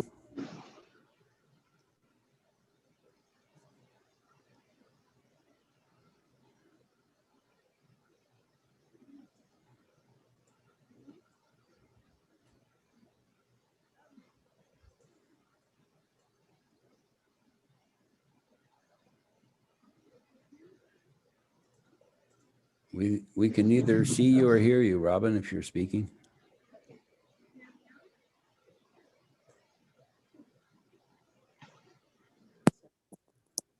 Can you hear me now? We can hear you, just can't see you. Okay, how do I get the, I've never done Zoom before, I'm afraid. Let's see, I'm trying to find the little button that would say. Well, there should be a little video icon for you to touch. Okay, I see where it says Robin, I touched it. Can you see me yet? Not yet.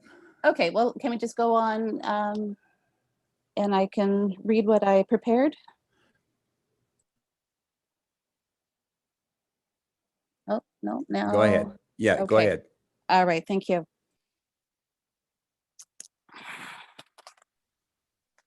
Sorry, 1 second here. Giscogo, Niugets, Okwali, Niwa Gida Logo, Onyo, Daaga, Niwa, Goho, Joda. Suguli. My name is Robin Spicer. I am Haudenosaunee, Bear Clan, from Oneida Nation of the Thames, people of the Standing Stone. I am the Indian, or should I say savage, that some of these prime ministers tried to erase through genocide. For over a month now, the evidence of genocide of the original people of this land is being unearthed. Thousands of children will be discovered in unmarked graves all over Canada in the weeks, months, and maybe even years to come. Our children died, our families destroyed because these powerful men thought that they were a superior race and wanted the Indian problem to be erased. They took our land, our cultures, and our lives. Our history with these oppressors is not the same history as yours. There are many things that these prime ministers did do to make Canada what it is today, but with every positive, there is also a dark negative, and that's what I'm focusing on today, the negative. By erecting these prime minister statues, we are bestowing honor upon that person. Statues honor an individual's past, but these statues are rooted in injustices. And we continue to honor those injustices by allowing them, the statues, to hold space. Is it right for Indigenous people and people of color to be shown that this community, the Wilmot community, still honors the acts of the past that are racist and incredibly harmful? With all of the secrets of the past out now, you can't deny what these statues represent. You would never ask an abused person to take up space where the abuse took place, whether it be in a church or a building with the abuser's name on it. To have a statue or a likeness of that abuser being held up in reverence is insulting and traumatic. Feelings of anger and hurt come to the surface in many Black, Indigenous, and people of color when they have to walk past a statue that glorifies an architect of segregation and genocide. Statues in public spaces emphasize the lives and histories of Black and Indigenous people are not valued in spaces that we all share. These statues keep the perpetual racism alive. Is this what we want in our community? I hope not. My voice, an Indigenous voice, needs to be heard and should be at the forefront of this debate. By adding a plaque with the injustices of each prime minister is just not good enough. You are still bestowing honor to that individual by raising them up, by erecting a statue of them. Wilmot Township is not the home for these statues, in my opinion. Baden is the home of many wonderful, compassionate, and loving individuals who are raising their families in a small, rural setting. Do the residents of Baden want the turmoil and contempt that these statues will bring to the community if this gets approved? Justice is coming. It's not a matter of if, it's a matter of when. And when it does, I hope that the town of Baden will come out of it unscathed. Thank you. Yago, merci, and miigwech. Thank you, Robin. Any questions? Seeing none. Thank you again, Robin. Thank you. Yep. Our next delegation is Glenn Mathers.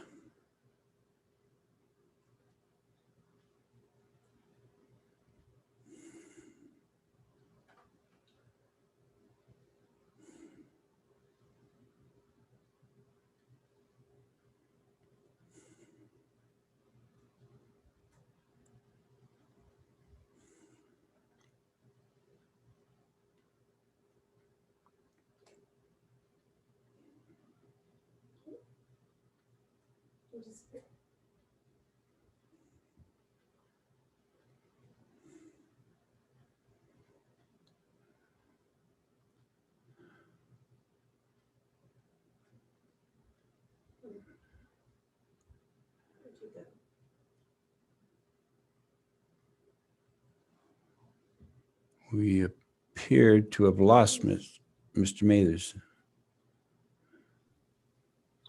Through you, Mayor Armstrong, I believe the Zoom host is trying to bring him forward here. There he is again. There he is. Okay.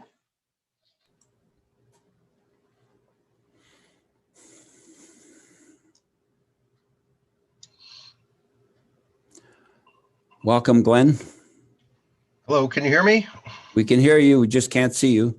Okay, fine. I don't know what happened, but it was difficult trying to log on, so I'll just speak. Very well. Go ahead. Thank you very much, folks. The Prime Minister's path was in the early stages of development. In the spring of 2020, a weekend symposium was planned, and one agenda item was the educational component of the project, which was including information from Nipissing and Laurier universities. And that material was also to include Indigenous history. That information seems to be void in the report from the First Peoples Group. The dark negatives of the past should be presented, and the statue is to be there to be held accountable. That was one of the things that was a directive from the first place, from Jim Roger and also from Dave Caputo, who were funding this from the beginning. Following the Kamloops discovery, Canada Day activities did not take place in Wilmot, as we should have taken the time to pause and reflect. Logic therefore dictates that further discussion and decisions about the Prime Minister's path should also cause us to pause and reflect. Additional graves have been found on the grounds of residential schools, and thus we should continue to pause and reflect. And I ask the council continue to pause and reflect and not make a hasty decision at this point when emotions are running high. Thank you. Any questions for Glenn? Seeing none, thank you, Glenn.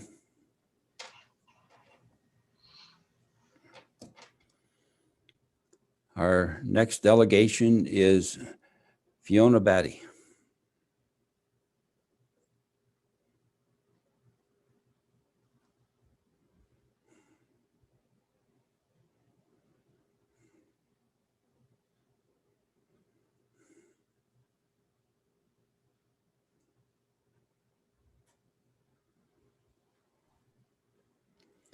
Welcome, Fiona. Hello. Thank you, Mr. Mayor and Council, and good evening, everybody. I'd like to start off by thanking the First Peoples Group for their leadership on the Prime Minister's Path consultation process. This was an important and necessary work for our community to start to move forward. I am proud of the community members that spoke up and had their voices heard. This is exactly how decisions like this that affect our community should be approached, through public consultation. To provide a little bit of background on why this consultation project is important to me and why I'm here today, I sat on the Statute Advisory Committee for Laurier University as an alumni representative. Prior to that time, I will admit I was a bit naive and uneducated in the atrocities that Indigenous people faced, but through listening and learning, I quickly came to my own conclusion that the statue project was more harmful to the community than any good others believed it could bring. In fact, from that day forward, I really have a hard time understanding the motivations of people who emphatically defend the project. Why was their need to erect these statues more important than the harm they were causing? Why were they not listening, and why were they not learning? It's through that consultation process that Laurier decided the project was not a good fit for their community. You can only imagine my extreme disappointment to hear that the statues had made their way to my own community. In fact, on April 4th, 2016, when I first learned about the council's pending vote on the statues, I immediately emailed my councillor and the mayor, urging them to have a public forum for residents to comment on the project before a decision was made. And I shared that I had participated on Laurier's decision and had some information that I could share. I was confident that the residents of this community would come to the same conclusions that the City of Kitchener and Laurier had come to after they listened and they learned from their communities. It's unfortunate that so much damage has been caused in our community over the past 5 years because our leadership at the time wasn't willing to listen and learn. I am thankful that this council has opened the door to listening to the community and learning from previous errors in judgment. I wholeheartedly support the recommendations to remove any remaining statues on the township property and to halt the creation of any new statues. I don't believe we need statues of anyone, but if we must erect a statue to commemorate anyone in bronze, it should be someone who has helped advance our country in a positive way, as seen by all groups, all people, not just one. I also wholeheartedly support the recommendation to ensure the township's council process are enhanced to include public engagement and consultation for any key decisions going forward, and encourage that openness, accountability, and citizen participation in the decision making. This was something both the City of Kitchener and Laurier undertook, and through that process, they listened and learned from the community to come to their conclusions on the project. In closing, I'd like to say we are in a delicate time of where our decisions and actions are so incredibly important to how we move forward to reconcile and heal from the dark parts of our Canadian history. None of us here tonight created that dark history, but we have a responsibility to ensure the future is brighter through the actions we take today. The first step in creating that brighter future is to listen and to learn from the community and accept the recommendations from the First Peoples Group. Thank you. Thank you, Fiona. Any questions? Seeing none, thank you again, Fiona. Thank you.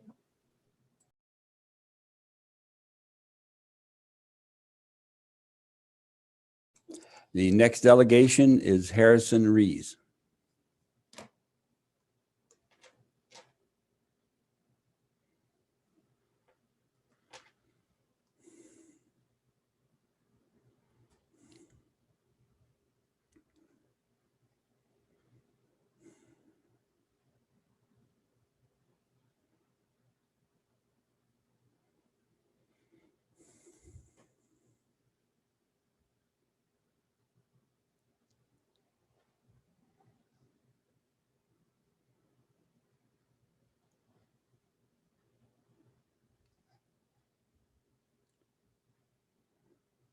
Welcome, Harrison.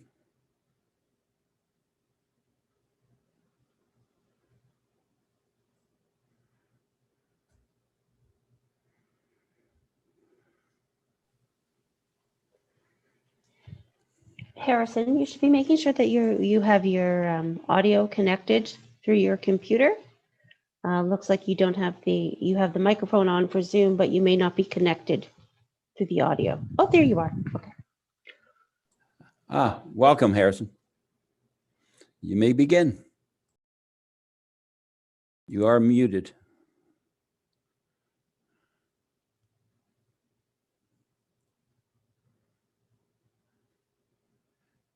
You're muted, Harrison.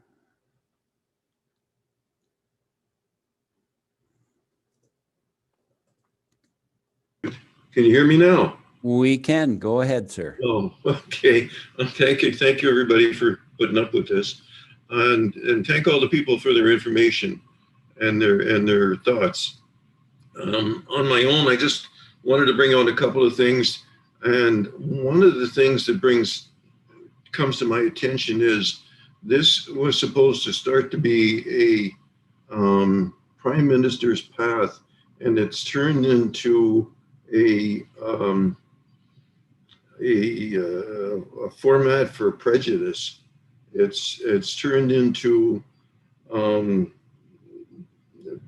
people looking at everything but the abilities and the skills and the wonderful things, maybe not the wonderful things that our prime ministers did for us and what we were supposed to do about honoring them with this statute group.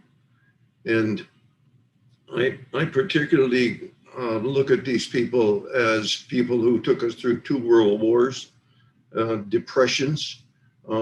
My fathers and my grandfathers fought for this country, and these people led us through it, and they deserve to be honored.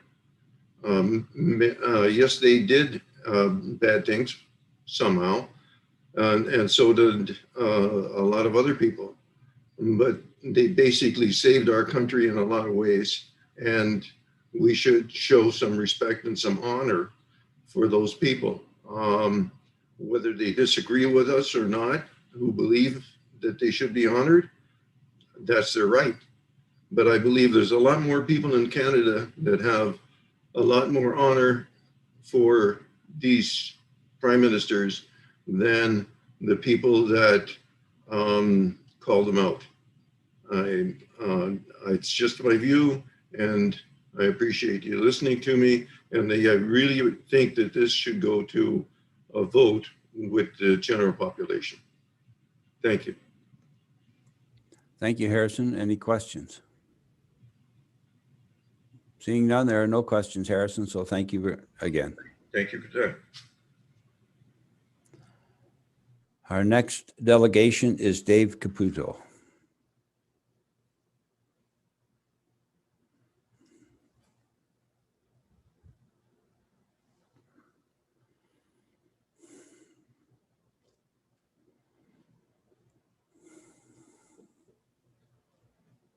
Hi, everyone.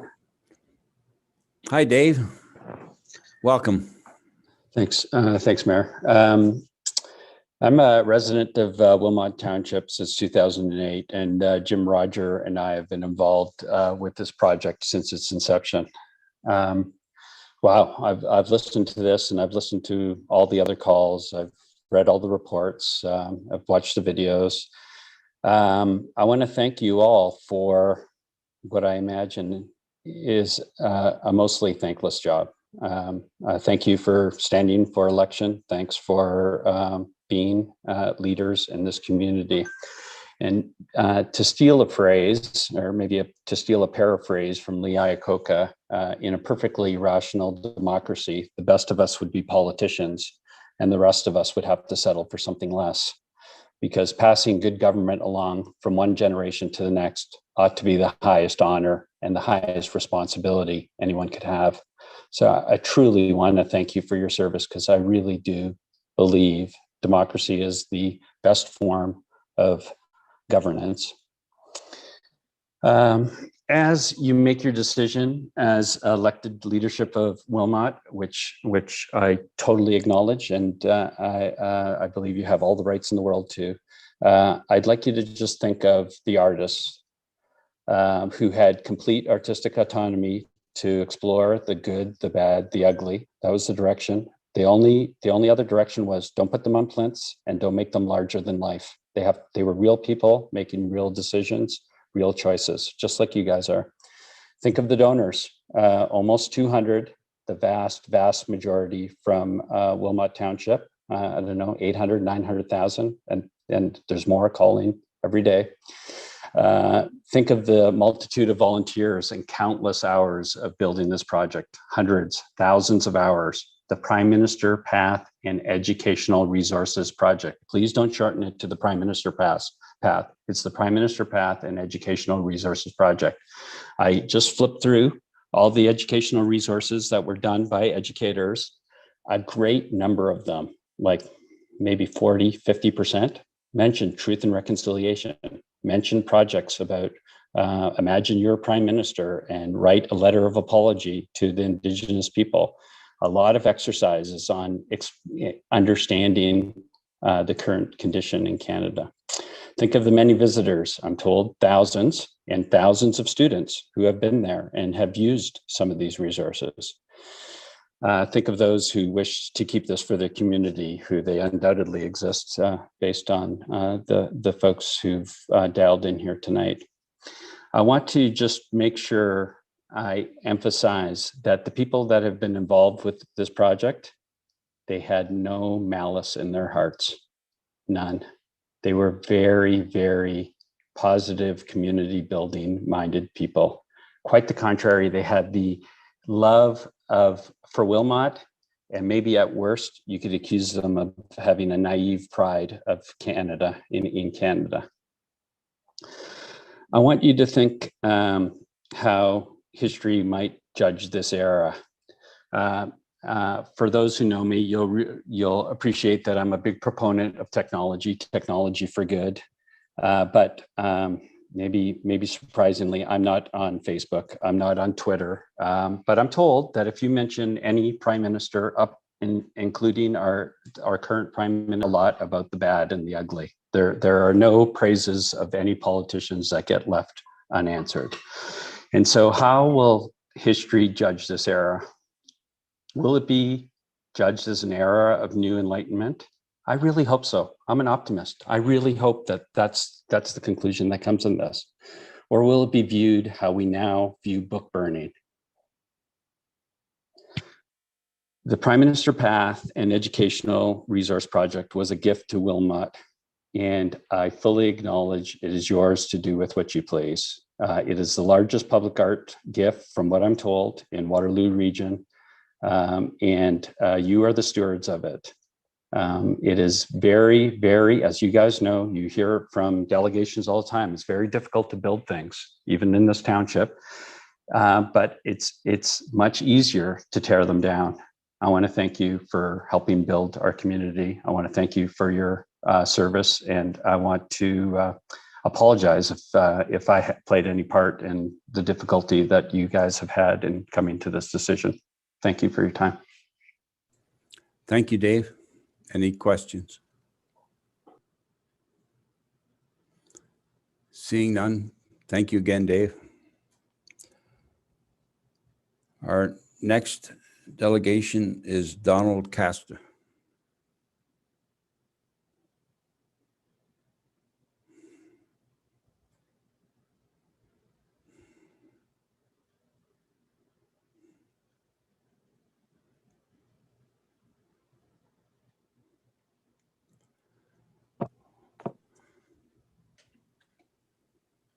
I think you can see me, Mr. Mayor. Yes, we can, Don. Thank you very much. Go ahead. Thank you. Thank you for the opportunity to speak this evening. I think it's been most unfortunate that the statues were placed on the path without any interpretation attached. I'm uncertain how this happened. I've heard various things, but I think that by including background information on the individuals on the path would have gone a long way to enable people to come to a better understanding of the issues facing these leaders in the context of the time, and perhaps overcome some of the objections of some people about the path. I'm also disappointed that we still do not know why a number of councillors did an about face on the support for the PMP. At the May 2020 meeting, there was considerable enthusiasm for the idea, I understand. That changed dramatically the following month. I understand councillors were asked why they changed their position, but no reasons were forthcoming. Barry Wolf very appropriately talked about context and the context of the time. And at that time, the idea behind the schools was deemed to have merit. Sir John A. and Edgerton Ryerton were not inherently bad people. They genuinely thought they were doing the right thing. They believed they were improving the lives of the First Nations children. The fact the system they set up went very wrong is dreadful. And the fact that we now realize the entire concept was wrong. But we've had a great deal of time, too long in fact, to come to that realization. I believe council should consider how it can keep the path, change its name, add appropriate interpretation informed by the wisdom and insights of First Nations people, and make the path a better learning opportunity that will ensure that we all have a much better understanding of the entire First Nations people's experience in Canada. A number of very good ideas along these lines were included in the report. My reading of this sense of the community is that the majority are in favor of keeping the path with appropriate modifications. I think we deserve to know from the consultants what the numbers were for and against among the 475 individuals who put their thoughts forward. Now you can correct me on this, Mr. Chair. Last month I received a message from a councillor who wrote the following to me in the context of a discussion we were having about the path. And this person said, "Well, I do understand that the opinion of a majority might seem the right decision regarding the outcome of the path. The unfortunate thing is that the majority of the Indigenous and people of color within the region were not listened to or consulted in 2016, at which time the first discussions were taking place. Now, I'm not sure why people of color would have been consulted. In any case, I find this argument to be specious at best. Councillors appear to be supporting a decision contrary to the sentiments of a majority of Wilmot citizens because of an oversight that occurred in 2016. That's a difficult position to defend. Surely the group that was not consulted could be involved in the discussions about how to go forward with the path, as has been suggested by a number of people tonight. I ask council to consider proceeding with the pause and not making a decision on the PMP tonight. Feelings on both sides of the arguments are strong and time is needed for things to cool down. I think these ideas have been put forward. The idea of implementing items 2 and 3 of the report are good, and having the issue as perhaps as a part of a referendum. I would hate to lose this exciting facility, which has the potential to help us all learn more about our past with all its warts. Thank you. Thank you, Don. Any questions? Seeing none. Thanks again, Don. Next delegation is Chris Wilkinson.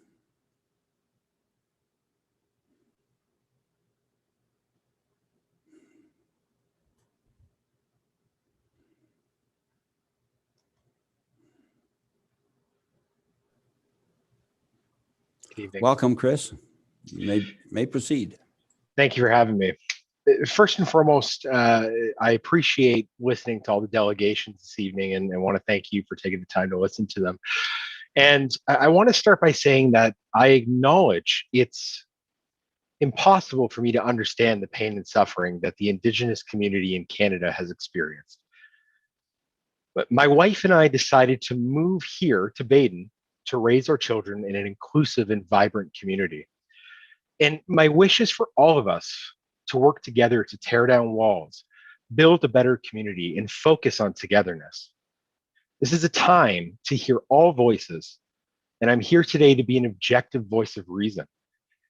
As a result of recent events, I have three main points to voice. One, I feel that insufficient consultation was performed by the First Peoples Group and the Council. Two, our tax dollars are not being considered or respected in this decision. Three, the tearing down of our monuments is censorship and erasure of our history, and that has grave consequences throughout history.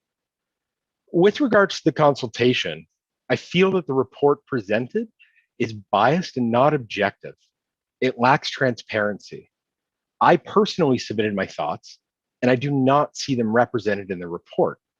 Voices are not being heard, and I think it's evident this evening with what we've heard from other delegations that this is true. The report very clearly does not reflect all opinions. Second, the impact of this decision could have long-term consequences to our township's budget, and I would ask council to please respect our tax dollars. I realize you can't answer questions. However, how would you propose we pay for the estimated $1 million price tag for the removal of these statues? That's an increase of approximately 4.3% of our overall township expenses year over year. And then to quote Murray Sinclair, the former commissioner of the Truth and Reconciliation Commission, the problem I have with the overall approach to tearing down statues and buildings is that it is counterproductive to reconciliation, because it almost smacks of revenge or smacks of acts of anger. But in reality, what we're trying to do is we're trying to create more balance in the relationship. There's an opportunity for us to reflect on our history, celebrate what makes Canada great, show remorse for past transgressions, and educate our current and future generations on our diverse past so that we can move forward together. And I believe the Prime Minister's Path Project is the way to do that. I want to remind Council of what we saw unfold in Europe over the last 100 years, and simply that the elimination of history has repeatedly had disastrous results. So in closing, the solution that I propose is a referendum in the October 2022 municipal ballot. The statues should remain as they are until a full township referendum can be conducted. Let the people of the township speak and give their own private answer to this question, especially one that is so important to so many people. Thank you for your time. Thank you, Chris. Any questions for Chris from council? Seeing none. That is the last of our delegations. It has been suggested that before we continue, we should have a 5 or 10 minute bio break. Give everybody the opportunity to feel better. So, perfect. So we will take 5 minutes, 10 minutes. We will come back at 8. What do we got here? 8:24. Giving everybody a chance. We say 8:25, sir. 8:25. I think 8:20. 5 minutes is good. 8:20, 5 minutes. 5 minutes? 8:20. Okay.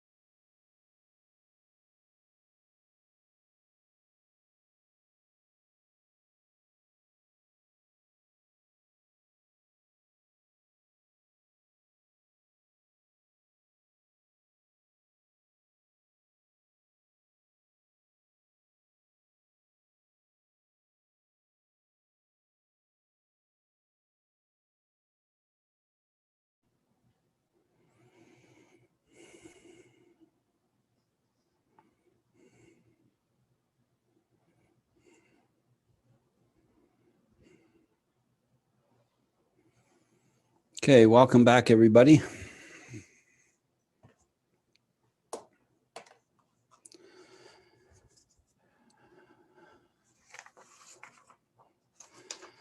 So thank you to all the delegations this evening, and I will read the recommendation before us this evening. The recommendation that the report from First Peoples Group dated June 30th, 2021 be endorsed. That staff arrange for the immediate removal and temporary storage of the 4 remaining statues on the Prime Minister's path and discontinue any further expansion or investment in the Prime Minister's path as it exists today. That staff work with the township solicitor to activate the termination clause in the agreement with CreateScape. And further, that staff be directed to report back to council with an implementation plan for the incorporation of the remaining recommendations from First Peoples Group, including A, creating a working group comprised of a balanced representation of the individuals and communities within Wilmot Township to discuss development and suggest plans for the implementation of next steps centered in community cohesion and healing. B, committing to transforming community engagement and consultation process in Wilmot Township in a way that encourages greater openness, accountability, and citizen participation in decision-making. So, Ms. Jackson, if you have anything to add. Thank you, Mayor. Not at this time. Be happy to answer questions should council have any of staff, and Mr. Friedman is here as well. Thank you. I would like to note Mr. Friedman's Wi-Fi is a little bit sketchy, so he may have to keep his camera off. But. Yeah, that's correct, Sandy. Can you hear me okay? Yes, we can hear you. We just, I'm looking for a mover and a seconder for the recommendation. Moved by Councillor Hallman, second by Councillor Fenning. Any comments or questions?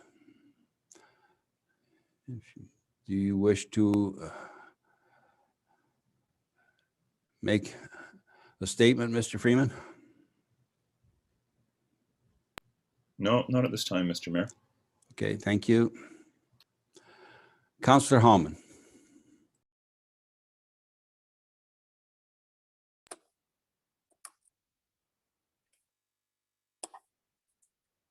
Thank you for the mayor. I wish to thank the First Peoples Group for their guidance and adaptability to ensure as many voices as possible could be heard to complete your report. I also wish to thank staff for facilitating the Prime Minister's Path consultation group. Many of the comments within the report shines a welcome light on the desire for compassion and growth. It also shines a light on the ongoing continued learning and unlearning that must occur here in Wilmot and by Canadians across this land. It's never too late to learn and unlearn. It requires a commitment of time and of the soul. It's hard work, and at times it's heart-wrenching work. But this is our work as Canadian settlers and new immigrants alike. I'm profoundly grateful for those who have begun this journey alone or as a family. This has been my journey and my family's journey as settlers in Canada, a country I love without question. My desire and my wish for this country and community to be truly inclusive resulted in my motion that brought us all here tonight. Many Canadians have taken further steps toward truth and reconciliation as they have learned from the profound pain and the reality as Indigenous communities continue to recover the bodies of their murdered children. We as the nation of Canada didn't listen, and we didn't want to believe what we had been told by Indigenous peoples for many decades. Not listening and being dismissive to anyone's pain and suffering in history is not what I believe this community wants as its legacy. From local floods, food drives, to walking together in support of suicide awareness, to tragic losses of life, I've seen this community rally in support of those in need and collectively mourn the loss of children and adults, our loved ones. We can blame the textbooks, the educational system, websites, and even statues for perpetuating incomplete, distorted view of Canada's origins. We all know the truth, and it's now up to us, this council, to contribute to the canceling of history, the uncanceling of history across this nation, and commit to taking a step toward truth and healing. Once that has begun, reconciliation must soon follow. We are not alone in this national moment of reflection and realization. In recent weeks and months, cities and communities across Canada have recently grappled with these same emotional charged facts and truths to come to difficult yet meaningful decisions. It is said that Wilmot is built on a sure foundation. It's not only been a few years now that each councillor has acknowledged that this sure foundation resides on Indigenous lands, far older than anything we can see with our own eyes or touch with our fingertips. Today we decide, what does Wilmot Sure Foundation stand for? My hope is that it stands for truth, accountability, compassion, healing, and justice for all of those who never had a voice. For all of those who never had a voice. For a moment, imagine your heritage being erased. Our language, traditions, our family stories, generational knowledge, all erased. Imagine each community's existence becoming some storied myth. Community members and historians have time and time again acknowledged that Sir John A. Macdonald initiated atrocities and policies that continued under the majority of Canada's prime ministers. And as a council, we're here to come to consensus on this historical significance of Canada's prime ministers. Or we're not, sorry, to consensus of historical Canada's prime ministers. We are here to come to consensus on cast figures of their likeness that propagate inaccurate legacies. Legacies that have no documented historical relevance to Wilmot or any of the town's hamlets within its boundaries. Yet, the legacies associated with these statues cause real trauma to real Wilmot people, to Indigenous people in this community in the present day, and would continue to do so without us as council being accountable for what we must decide today. This will be our legacy. Throughout this process, I have learned that some are simply asking for compassion and empathy for not being heard for so long. I can also empathize with those who donated to this project and had certain expectations. Over the years of this community, I too have made donations to various projects and initiatives, including donating blood. I've never asked who did my blood benefit. Such a donation, once made, is out of my hands, only with the hope that it can help another person live a better, healthier life. Did this project fulfill the claimed benefits of education intended? Or, by their continued existence, do they perpetuate an expensive historical fallacy and fuel divisiveness at the expense of the township's goal of being the welcoming, inclusive community that we all want it to be, that we all said that it is? Recently, I attended a ceremony at the healing of the 7 generations. And I had a moment to speak with a young Indigenous woman from Wilmot. And she shared with me, Kwam Kwam Tam Shwalam, which means when your heart and your mind start working together. When your heart and your mind start working together. This phrase has sat in my heart because to me this symbolizes reconciliation between Canada and the sister nations. Let's celebrate, respect, and nurture each other to move forward to a more prosperous future.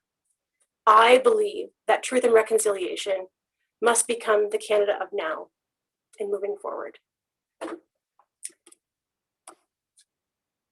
my fellow councillors, I hope that we can move on this path together.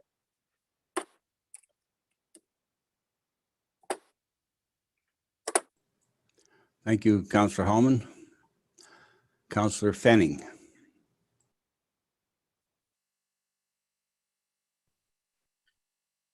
Thank you. Sorry for the pause there. I thought that Councillor Gordake was going next. My apologies. I had written comments before the meeting started tonight, and if you have noticed me looking down at a number of times through the meeting, it's because other thoughts had occurred to me, and I've added some to the notes that I had written. tonight is a really heavy conversation for all of us.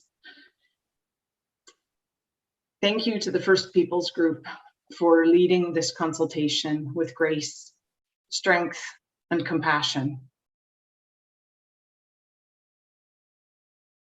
I don't know how to find words to express my empathy for what it must have been to lead it, particularly in the last few weeks with the news coming out of these so-called schools. And I fear that that news, not fear, I suppose we all know that news is not going to get better. It's going to get worse for a while. So thank you for giving of yourselves, your time, and being willing to undertake this type of work for this country that I love. I want to say thank you to staff. You've been put through a lot through this whole process and have been the target of many nasty and unkind comments. And I'm sorry that that has happened. I hope that we can begin moving forward after tonight and speaking to each other and with each other more kindly and more respectfully. From the beginning of the process, I've held myself open to any result. I kept careful guard on my expectations. I held my mind and my heart open. I've spent time thinking about and digesting each piece of information, each comment, each perspective that has been presented. There was a question tonight asking for an explanation and claiming that there has been no explanation for a change in my perspective on the Prime Minister's path and the statutes. So I will repeat the explanation that I have given before and that other council members have also given, so that you can perhaps this time hear it. When we learn, we grow. When we grow, we often change our positions. We shift our perspectives. And if we don't, then we are not learning and we are not growing. And so for me, I have learned, I've grown, and my perspective has shifted. When we take in new information, we have to figure out how that impacts the positions, the perspectives, the ideas that we've held, the beliefs that we have held to that point. And for me, I have taken in the information that I didn't have before, and it has shifted my perspective. Visual arts projects can indeed inform and inspire thoughtful dialogue. Just before the pandemic shut everything down, I had the opportunity to attend the Mandela Struggle for Freedom exhibit at the Kensealing Waterloo Region Museum. I have personal insight into the story, having lived in what was at the time Zaire, and making extended visits to South Africa and Namibia several times, both during apartheid and after. In spite of that lived experience, I learned a great deal from visiting the exhibit.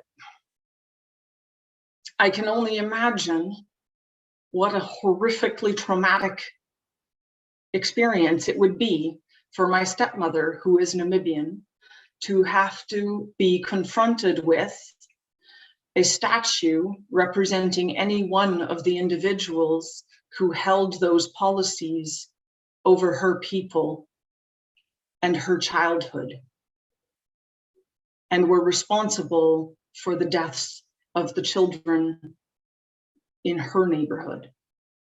And so for me, I use that experience to inform my perspective on how the Indigenous people here must feel facing the same type of thing. The statues of the Prime Minister's path certainly offer a chance to engage in similar types of learning if properly contextualized. That is the crux of the matter. The Prime Minister's path is in an open, grassy area that residents must pass or cross to access services at our township office. As these statues currently exist, there is no commitment to learning or reflection required, nor any realistic opportunity for understanding the complexities of the stories of these figures who are so central to the last 154 years of history in our country. And it is only the last 154 years of history, not the thousands of years that go before. Good intentions do not mitigate negative impacts. I believe that the council of the day, the artists, and all others, including the donors, involved in imagining and creating this project had good intentions. I believe that there was no malice in any of their hearts.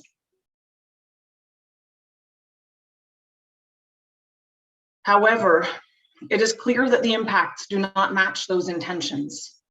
When we are faced with negative impacts that are a direct result of a decision that we have taken or an action that we have done, we must take responsibility for those impacts.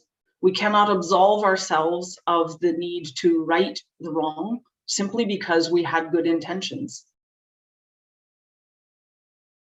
Our country is at a crucial point in its history.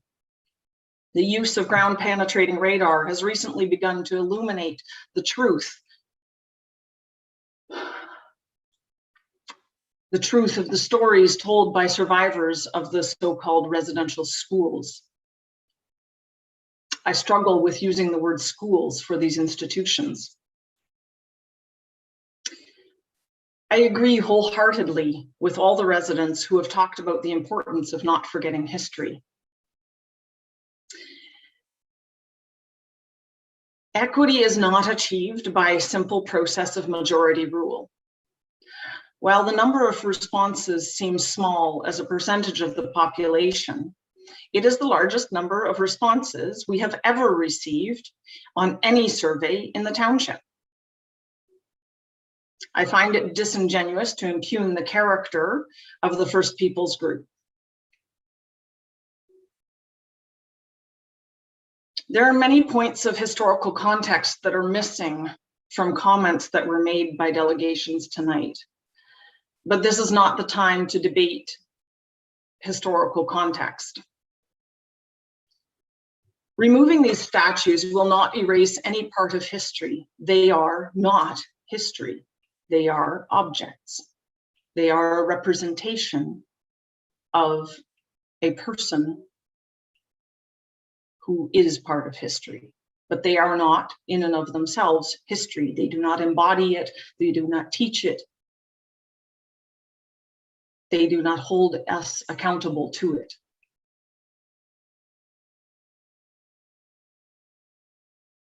In fact, I see removing these statues as creating space to learn about other parts of history, history that has been neglected and in some cases, many cases, actively hidden, just as the bodies of the children have been hidden. If we had been listening, we would know that they were there. But we cannot escape the truth of the stories of the survivors. We cannot escape the truth of the reality of the history that we have expunged or attempted to expunge as a country, and that the very people represented in these statues attempted to expunge and cancel and drive out.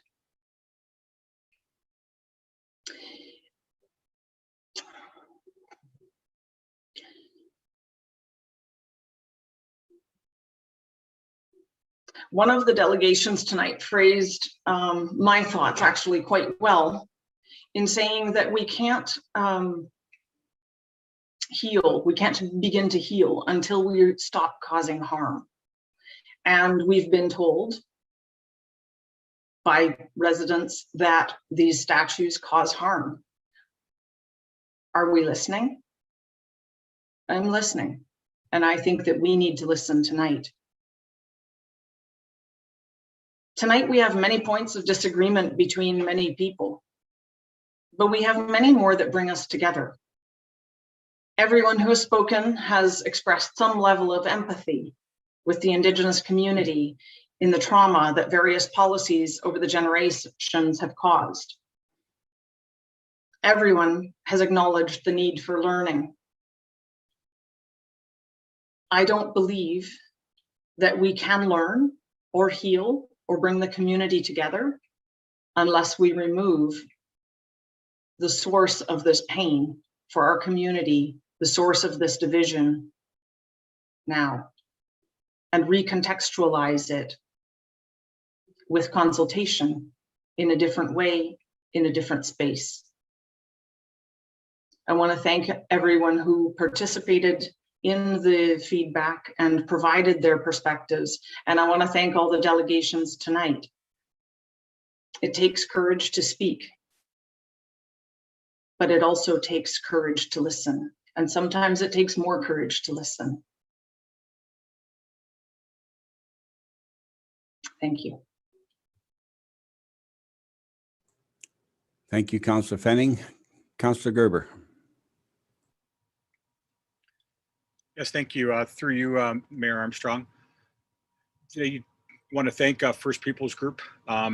We know they came to us highly recommended.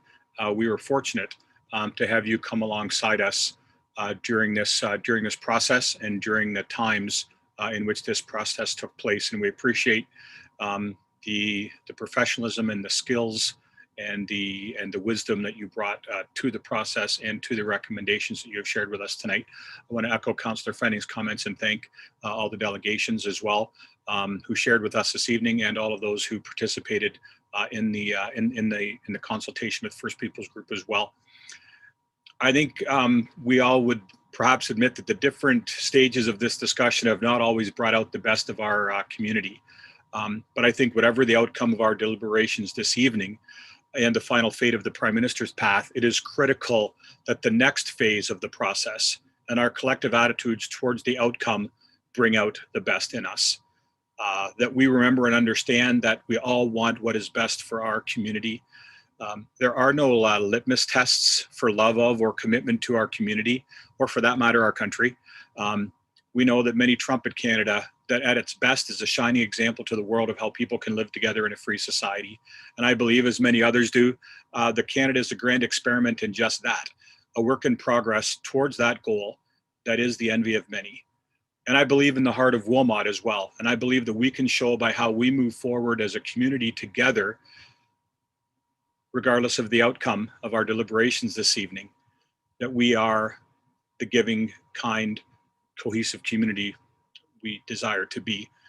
My hope and prayer is that as we move forward together in acceptance and understanding, that we do live out as individuals and as a community our township vision, that Wilmot is a cohesive, vibrant, and welcoming countryside community.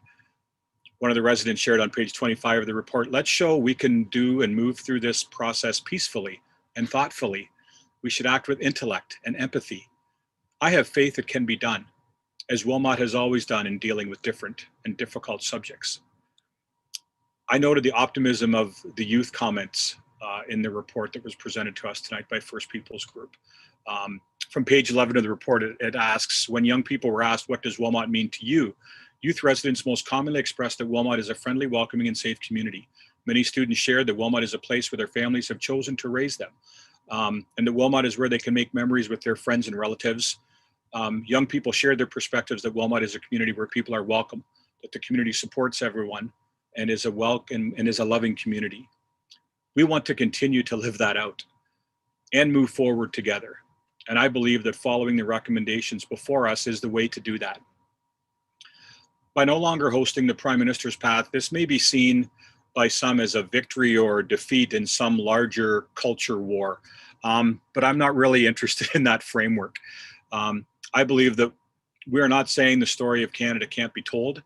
It needs to be told now more than ever. I think we probably agree on that.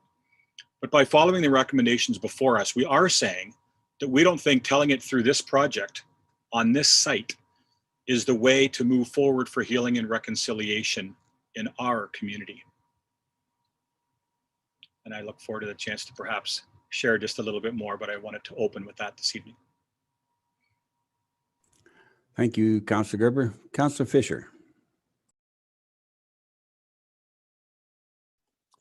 I think, sorry, Mayor, I think Councillor Gordick had her hand up quite a while ago.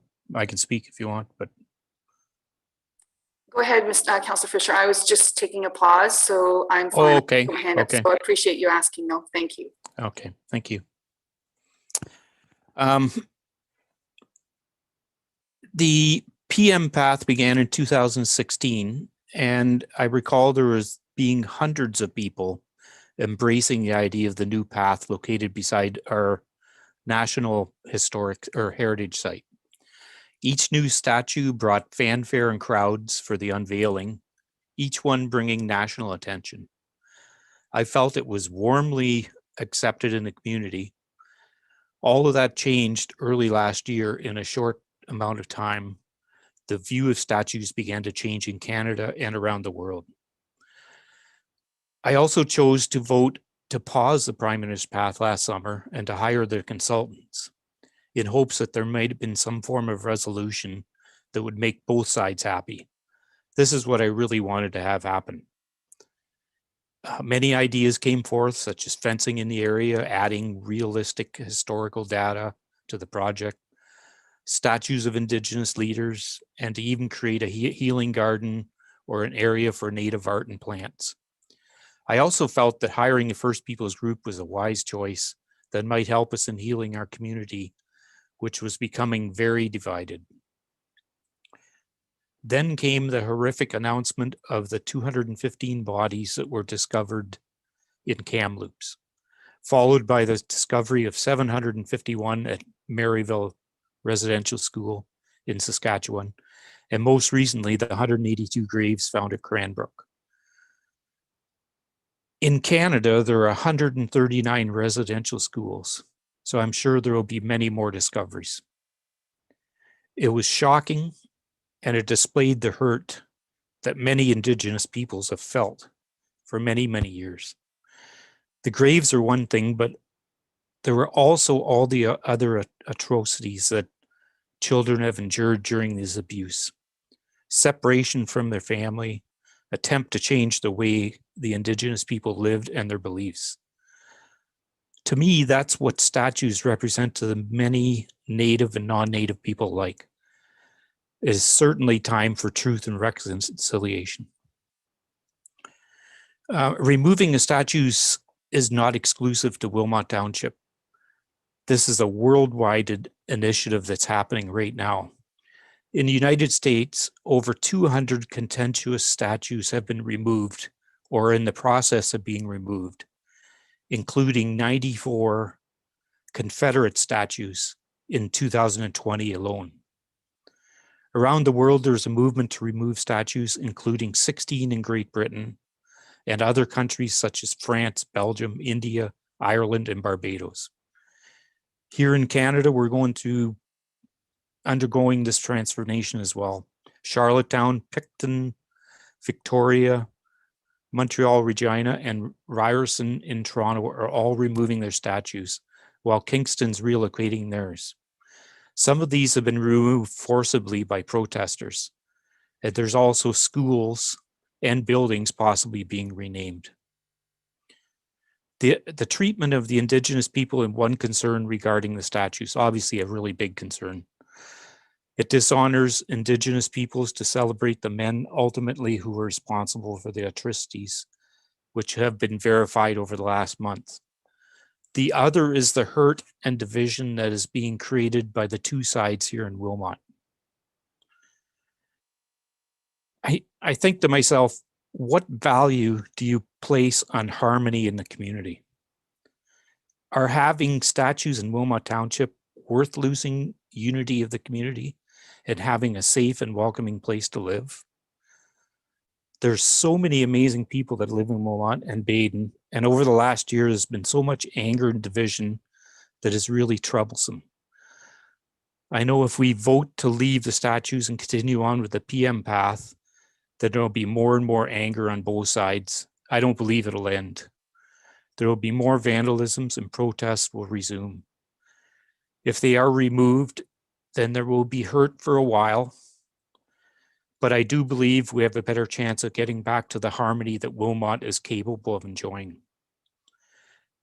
I do see that both sides have valid reasonings and both sides are very passionate about their cause.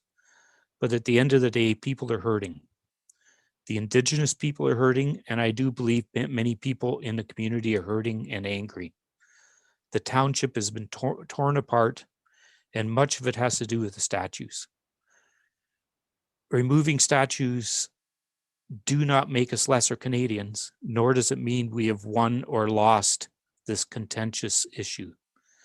Indigenous history will still be taught, and with the discovery of more graves, it'll be accelerated. It means we're working together to find a more peaceful and understanding life. I'd really like to thank First Peoples Group for all their hard work that went into the project. And I know Council Fenning will agree with me. They've been a pleasure to work with. PM Path is located on public property, and the First Peoples Group were hired to reach out to the public for them to share their views, which are in front of us tonight. This council is faced with a difficult decision, and thanks for all the delegations that have spoke tonight. At the end of the night, there will be people disappointed with us, I'm sure, and I understand that. To me, it's about making the right decision on behalf of the township. Thank you, Councillor Fisher. Councillor Gordick. I'm going to try it with my camera off and hopefully I won't get kicked off again. So my apologies, everyone. Like the rest of my co-counsel, I'd like to thank all the members of the First Peoples Group and their amazing support of our community and helping guide us through this difficult process. As Councillor Hallman said, as well as Councillor Fenning, I can't imagine how traumatic this must have been for you as a community with the news that kept coming out during this process for you. So I do appreciate that. To our staff, especially our acting CAO, who has been put into a position of trying to navigate this difficult decision. I appreciate yourself and the senior management team, as well as all the other staff who've had to go through this with us on this journey of learning and unlearning some of the pain of our growth of Canada. For me, SJAM was always obviously the catalyst that started last year, but as I started going through some of the learning and unlearning that you do to find out where you stand on a particular issue, as was stated, posing with Kim Campbell. The good and the bad about posing with Kim was that she was unfortunately only Prime Minister for 4 months. So there wasn't a lot of, other than the fact that she was in charge of the country for a short period of time, and the residential schools were still in effect while she was Prime Minister. There wasn't a lot of work that she was able to accomplish within that 4 months. However, that doesn't take away from the fact that the residential schools were still active while she was Prime Minister. But for me, it's also been about the entire path itself as we continue moving forward, or if we had have continued moving forward, depending upon how we vote this evening. There was other conflicting stories that would have come out with different prime ministers, some that are currently there. As some of you may have read over the internet this past week, because of being Canada Day, July 1st, 1923 was also the day that the Chinese head tax was started in our country. There were issues with Mackenzie King sending away Jewish families on the boat during the World War II. So it isn't just SJAM and our Indigenous community, which is horrific with the residential schools, but going forward, there would have continued to be more and more harm and trauma caused to different individuals within our communities. Louis St. Laurent was Prime Minister during the 60s scoop, and we know that there's very many people within our community that were part of that 60 scoop. And I just read this morning, which is why I've sort of been having a little bit of a hard time, an article that came out with regards to the 60 scoop that at that time, even hospitals would have told Indigenous people that their children had died so that they could give them away and put them into foster care. So I can't imagine knowing that I went into the hospital to give birth and then was lied to that my child had been given away. So there's just too many things that have happened to the Indigenous community to allow us to not allow us to ignore them anymore, and to ignore their stories and ignore their pain and ignore their grief and their trauma. I did want to say, as a little aside, that Sir John A. was on our $10 bill from 1971 to 2018, and he was replaced by Viola Desmond. The outrage of putting so much emphasis on bronze that has really no history. It's an object, it's an inanimate object that really tells us nothing, except to put somebody up on a pedestal to honor them. And as Robin Spicer had mentioned, they don't deserve to be put on pedestals. That's what, we have teachers to teach us our story. What I would like as council is, with one of the recommendations with the community, is maybe perhaps even reaching out to our school boards and asking what we can do to help you to advocate to the province to do better education for our youth. And there's a fantastic Truth and Reconciliation article that's out there right now that's geared specifically to elementary students, but I've been told they can't teach it. So I think we as community members and as leaders within our community could do more. And even if that's advocating towards the province to do better on our education levels. But there wasn't the outrage of removing SGM from the $10 bill when Viola Desmond went on there. So we can get over this, we can grow, we can do better. And I kind of wanted to say that there's a quote from Muhammad Ali, and I'm going to probably get it wrong, but you know, at 50, if you're the same person that you were at 20, what have you been doing with your life for the last 30 years? And the small amount of time that we've grown here in Wilmot Township from 2016 to 2021 shows that we can learn and grow, and that we aren't the same people that we were in 2016 when the decision to bring the Prime Minister's path here. And I think that's a valuable lesson to sort of help us to move forward in our own truth and reconciliation path within our township. So that's my comments. Thanks for listening. Thank you, Councillor Gordick. Guy, you wish to speak? I do, Mr. Mayor, but I think Councillor Holman had her hand up first. Councillor Holman, go ahead. Thank you, through the mayor. Actually, my question goes to Guy. So maybe the timing is beautiful. Guy, if you can just comment on the community-led working group that comes as to one of the recommendations. My question is just about the what you envision to be a fulsome working group with Indigenous people. What does that look like? Just so I can have a comprehension of this before staff come back with this with that, should the resolution be passed this evening. Sure, thank you for that question, Councillor. When we talk about the work that we do, and we speak of something called reconfederation, we like to have everybody involved at that level, and that includes youth. So I think there should be youth on this, that there should be people who come from the Indigenous community. There should be people who are in favor or opposed to this issue. And it's really up to the council to craft something that allows for our working group to either be chosen, nominated, or appointed. And that's the process that most municipalities or townships go through. And it's a bit of a segue into one of my comments, Councillor, that I would be very careful and remind those who think that perhaps a referendum might be the way to go on any issue. Many youth vote on that. And I think that our young people's opinions are probably more important than we think. And I would speak to that point on that issue of a referendum idea. because it does also negate the fact that many youth may want to participate in this process from a working group level. And we're a firm that really believes that when we say that the youth are our future, we ought to give them that chance to speak about the future.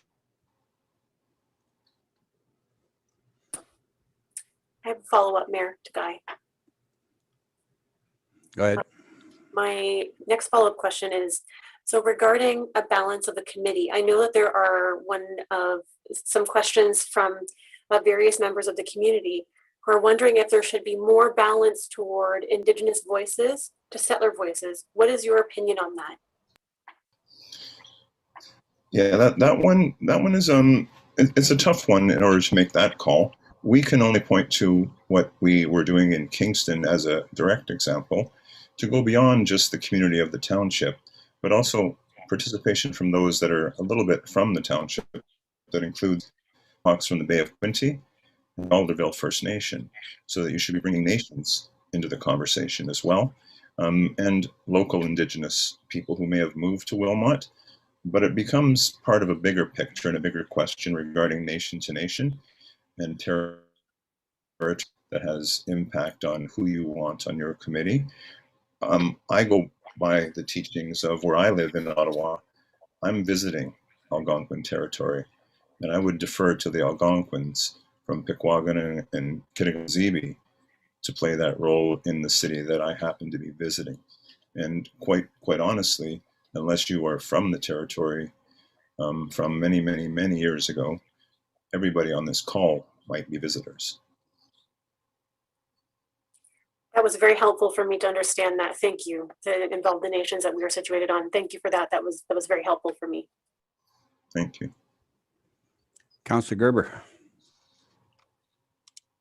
Yes, thank you. Through you, Mayor Armstrong, and it may be suitable for First Peoples Group to comment, or maybe an opportunity for maybe Councillor Fisher, Councillor Fenning, or maybe even some of the staff involved in the working group. I was wondering, if there's any overlap or any connection possibly between the working group that Councillor Hallman referred to and as obviously one of the recommendations before us this evening, and the group that staff is sort of already in the middle of crafting the terms of reference for. I know we're already working towards, a community sounding board. We've talked about this, a diversity, equity, and inclusion, committee representing the Indigenous Black people of color community. Do we see this? And again, maybe we don't know the answer yet, but I wasn't sure if First People Group was even familiar with the fact that we were already sort of thinking of a sounding board, a working group to sort of, give us perspectives on things that we lack around the horseshoe. If this would be entirely separate and different from that, if there's any sort of overlap in this, just throwing that out there for consideration, and not that there necessarily be an answer perhaps this evening, but I was just curious. Yeah, so I have a two-part answer. The first is that you need to keep asking yourself through the process of a working group. It's always good to keep that in mind. And so if you build the committee in such a way that ensures everybody is at the table, and there's continuity that you can keep the same people or the representatives at the table, that would be one thing.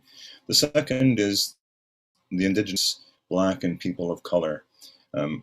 It used to be Black, Indigenous, and people of color as an acronym, BIPOC. And what BIPOC does is it speaks of Indigenous people as equity groups. And Indigenous people are in the Constitution way have come to Canada and become equity groups. And so we don't support that usage of the term, and it negates the conversation that a nation such as the Mohawk Bay of Quinte is on equal footing with the government of Canada, and in deference to the municipality has been respectful to a municipality and not a province, but as a country, to have that conversation on a parallel that is, quite frankly, not a parallel. So if you embrace the idea that nations, no matter how small they are the same as nations, no matter how big they are, that's an important settle. I can remind people on this call that the smallest internationally recognized state in the world has a population of 840 people. they're all Catholic and they're mostly male, and that's the Vatican. So if we can honor the as a nation state, then surely we can honor nation states who come from the First Nations, the Métis Nation, and Inuit. And so it's not so much that it's a bias, it's a fact. And facts. And what we heard were stories. And so grateful for those folks who told us their stories rather than just a line on a page that they could have made a mark on. And while I guess I have the floor, so I'm going to just try and correct one thing that was in many ways, for people who are listening, that was taken out of context, I believe. And that's the quote from Commissioner Murray Sinclair about tearing down statues. And we said in the beginning of our report that history is evolving, so much so that Murray Sinclair said that in August of 2018. But 3 or 4 weeks ago, to the mayor of Kingston, when posed with the question about the coming down of the statue, said, "I think that's a good idea to take the statue down and move it to Cataraqui Cemetery." So we talk about our firm being the most trusted Indigenous advisory firm in Canada. We wouldn't lead you down the garden path on something like this. And we're privy to inside information that allows people who are watching and people from the township to know that in Kingston, both chiefs from the Mohawks of the Bay of Quinte and Alderville First Nation who were on that working group recommended a respectful way to remove his statue and continue work on what happens next. And so that's what we hope for your township. All we've tried to do was give you everything that you needed to achieve what we think you've been saying. And I hope I answered your question. So I'll end on that one. Ms. Jackson. Thank you, Mayor Armstrong. Just in response to Councillor Gerber's comment, we'll have staff need some time to sort of process, depending on what the decision is this evening. We will certainly take your suggestion, idea, question back, and we would be bringing an implementation plan proposed back to Council if recommendation 2 and 3 are approved this evening. So we would, I appreciate your comment, and it's not something that did come up during our meetings previously, but certainly something that we can look at. Thank you. Thank you. Councillor Fanning. Thank you. Through you, Mayor Armstrong, I just wanted to comment on the question from Councillor Gerber as well, and like the acting CAO said it wasn't something that specifically came up in the committee meetings, but when you posed that question, it struck me as I didn't think it was quite the right fit. And obviously, this is not, we're not debating this or sort of really planning it, but I wanted to give my initial reactions. And when Guy talked about the nation to nation and the difference of the ways that the Indigenous community and the Indigenous nations are separate from other communities that we talk about, that for me really makes sense. And I could see you saying it, sort of taking that in as well. And I just, sort of as a general comment for me, I have done a lot of reading about the nomenclature of people of color, Black, Indigenous, how we articulate it. And it has always struck me as a thorny issue when I'm trying to speak and express myself appropriately. The comment from a number of Black people and Asian Indian, all of the various diasporas that exist in Canada. Members have all said, when you sort of lump us all into one pot and put a name on us, it really kind of doesn't do justice to the various issues that each community faces, and even the diversity within the Indigenous community or the Black community. There are a lot of different voices and a lot of different perspectives. And so I think the interesting conversations are going to get, I think we're going to have many more very interesting and informative conversations going forward as we figure out how to navigate this. Okay, thank you, Councillor Fenning. So I understand Bob wishes to make a comment.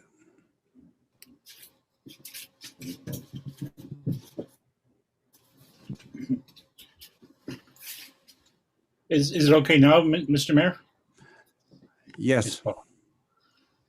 Okay, thank you. Thank you so much, and council, and all the delegations that took time out of their busy lives to come forward and to have an opportunity to say their piece. I think this has been a really significant evening. The one thing I wanted to address, and maybe the need for more statistical analysis in the report. And when we set out to do this, what we wanted to try to capture was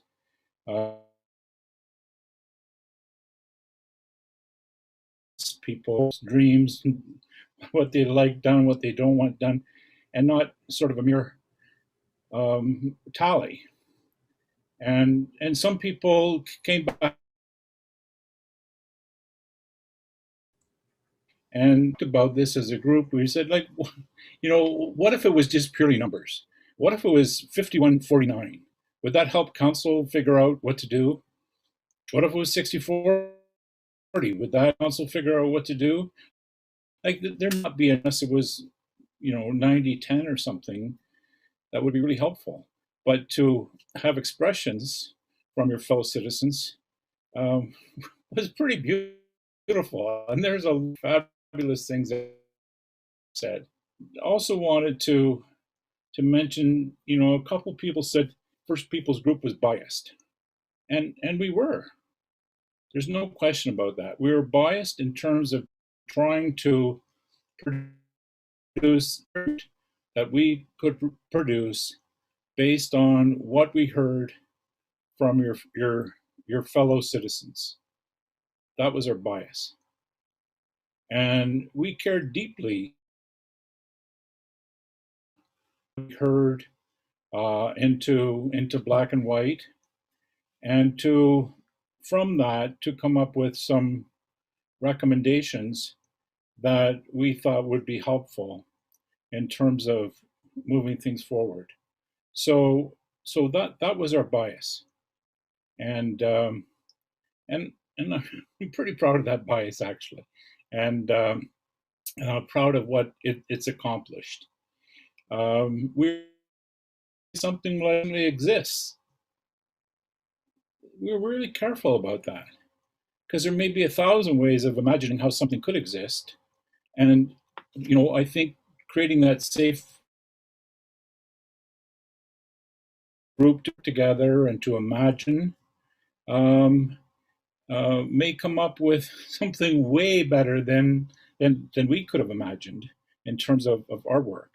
And so those are some of the things that we were really hopeful about.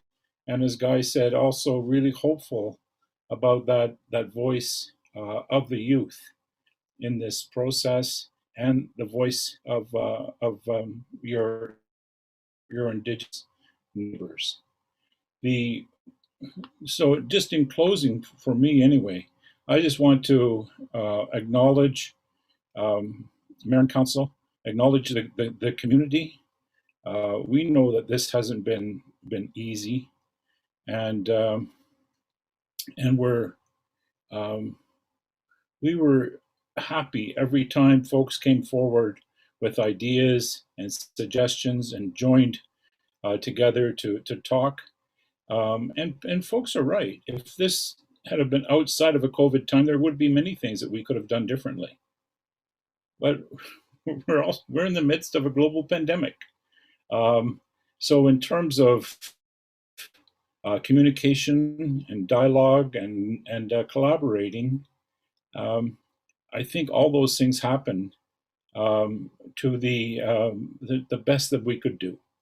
And if there's things that, you know, people think that we could have, you know, put more emphasis into this, or we maybe could have, but we tried to structure our work so that we heard from as many people as possible in as much depth as they wanted to with us.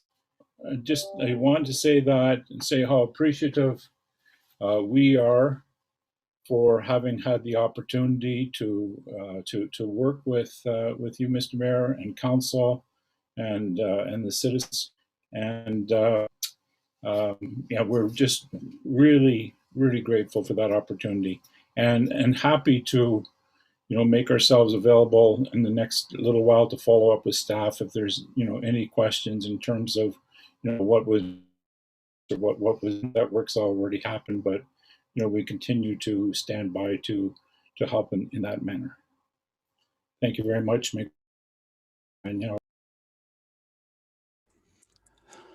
Thank you, Bob. Councillor Gordick. I'm just leaving my camera off because I've been kicked off too many times. So my apologies to everybody in the audience, but I'm here.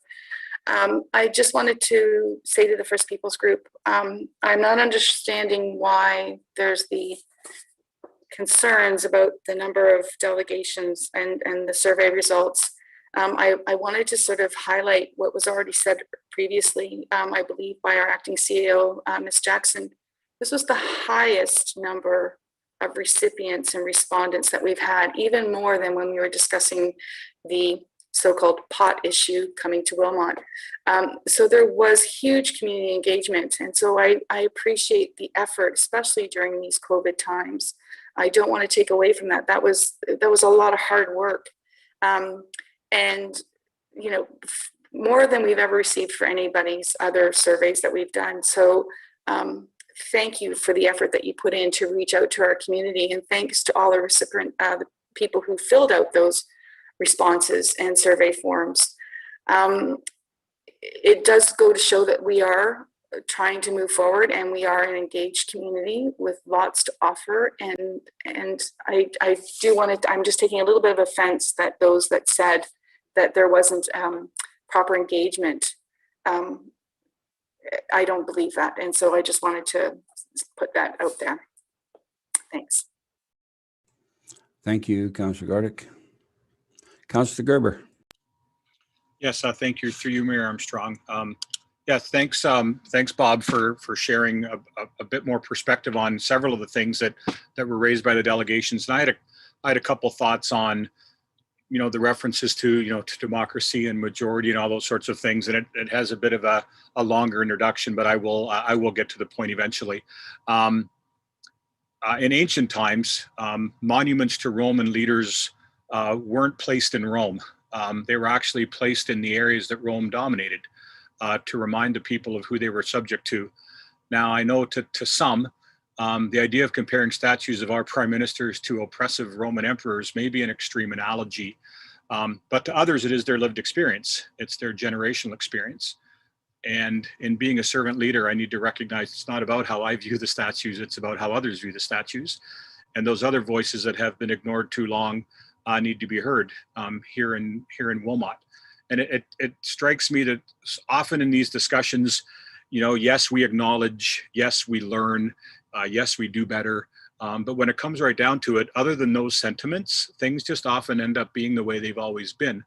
And maybe this is a time with the recommendations we have before us tonight to say the words and take the actions. I voted to put SGM in storage because I think the overall goal in all of this is healing and reconciliation. I think the time with SJAM in storage has allowed for some healing and reconciliation. I believe it's allowed us to catch our breath a little bit. I'd like to think it maybe allowed First Peoples Group a bit better space to have meaningful conversations with people and for people to express their views. I'm in favor of accepting the recommendations tonight for the same reasons. Bob, your video message talked about, the need to exhibit love and kindness and humility. And I appreciate the words that you shared and the wisdom behind them. One framing question that I try to employ to guide my actions and attitudes, and I fall short of it so often, it's probably not even fair to bring it up, but a question that I try to keep in mind is, what does love require me to do? Ultimately, my reason for my vote tonight will be that love requires me to put the mistakes of 2016 behind us. Love requires me to put first the voices of the marginalized and the traumatized. So we're talking about majority rules. In democracy, the idea of majority rules is a concept we hear often, and it's obviously the bedrock of democracy. But in the discussion tonight, we don't have the numbers. To be honest, I'm not even sure the numbers matter. If we had some sort of a referendum or a poll, the numbers might indicate that the Prime Minister's Path project would or would not have a majority support. But even if it showed that, does that mean the majority would be right in exercising the power that the referendum gave them? If the real goal is indeed healing and reconciliation, if the goal is to show love, kindness, humility, and not victory, then the most significant thing that the so-called majority could do, even if they quote unquote had the numbers, would be to lay down their right to move ahead with something that has clearly been demonstrated to divide the community and will continue to inflict trauma on some of our members. So that is what love requires me to do, to lay down this project in the name of community reconciliation and healing. And that is just another reason and perspective on democracy and referendums and why I support the recommendations before us tonight. Thank you, Councillor Gerber. Councillor Fanning. Thank you. I want to first say thank you, Councillor Gerber, for really articulating so well what I think motivates all of us tonight, and that is love. Referendums are messy, ugly, divisive, hurtful, traumatic. I haven't observed any referendums that didn't end up in the really horrifically vitriolic attacks that I personally refuse to engage in, and that turned me off of politics generally, and was one of the reasons that I didn't really want to become a politician, but here I am. And I am very grateful to be in this seat to hear all the voices and carry the voices of the community. And I seconded the motion, and I am definitely standing by it.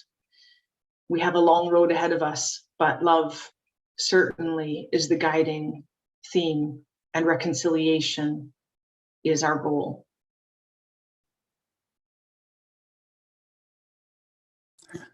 Thank you, Councillor Fanning. Councillor Hallman.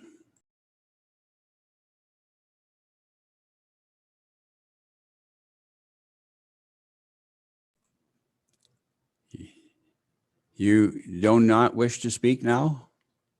Sorry, there we go. I guess I was on mute. I thought I clicked too fast. Okay. Thank you, through the mayor. I wanted to echo the thanks for the comments this evening to Councillor Gerber and to Councillor Fisher. And I haven't heard too much from the mayor yet, but I will, if you have a comment, I'll echo this with you. But I am thankful for your statements and your love and compassion and the growth and learning that you've shared. And I feel that all of us have done. Every single one of us has grown, unlearned, and learned, and committed to this path forward for a more inclusive and a more safe and welcoming community that we all want to celebrate in this lovely Wilmot that we all cherish. So thank you for your comments, and I'm looking forward to the mayor calling to question. Thank you. Are there no further comments? Guy, Guy, you wish to speak again? I do, Mr. Mayor, thank you. Very, very humbled to hear what I've heard from tonight, and in particular, and it's I've shared this private story with some folks, but as a stage 4 cancer survivor, I look to the words of Gord Downey, who isn't with us anymore. And it sort of echoes what I heard from Councillor Gerber speaking about doing something.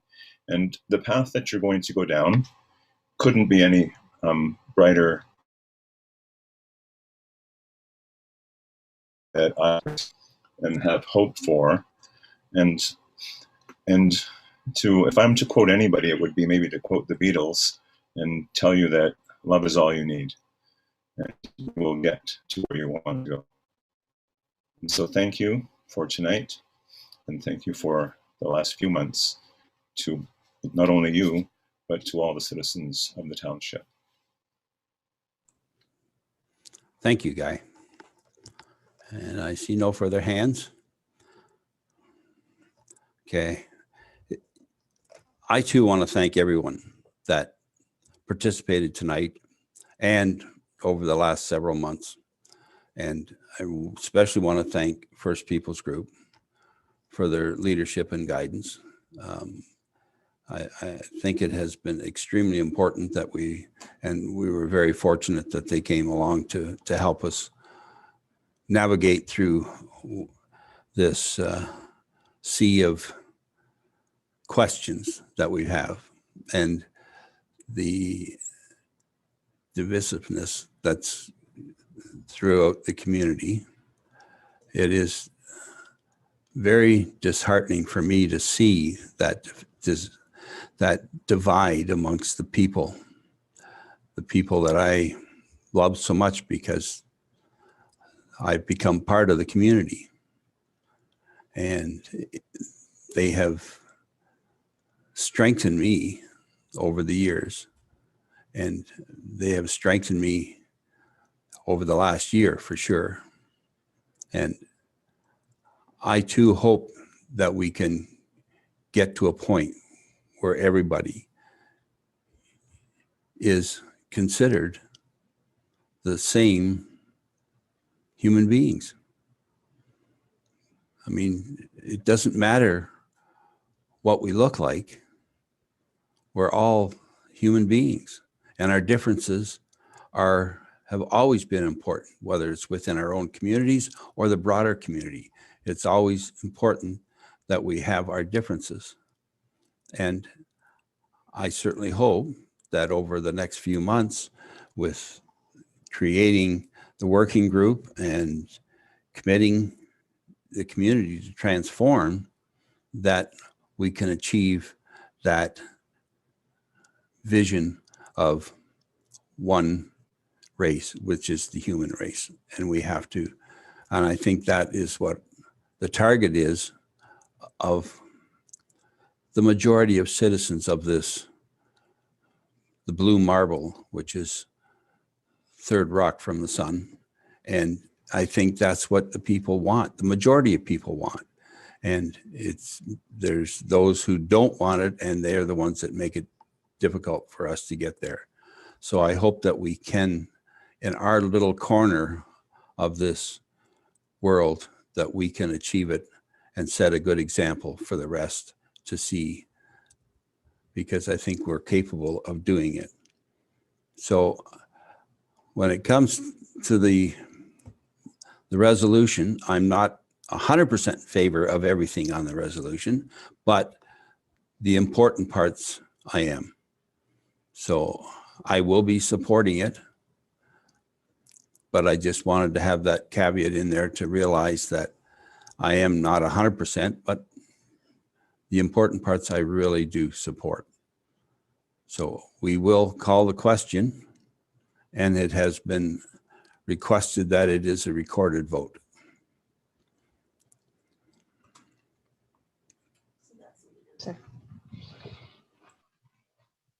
Okay, through you, Mayor Armstrong. So I am going to call out each councillor in ward and alpha order, starting with 1, ending in 4, and then the mayor. Okay. So Councillor Angie Hallman. In favor. Thank you. Councillor Cheryl Gordick. Favor. Councillor Barry Fisher. In favor. Thank you. Councillor Jeff Gerber. In favor. Councillor Jen Fenning. Aye. Mayor Les Armstrong. In favor. In favor has it. Thank you. Well, thank you, everyone. I appreciate the time spent tonight, and it was a good evening of talks, and I think we've put ourselves in the right path. So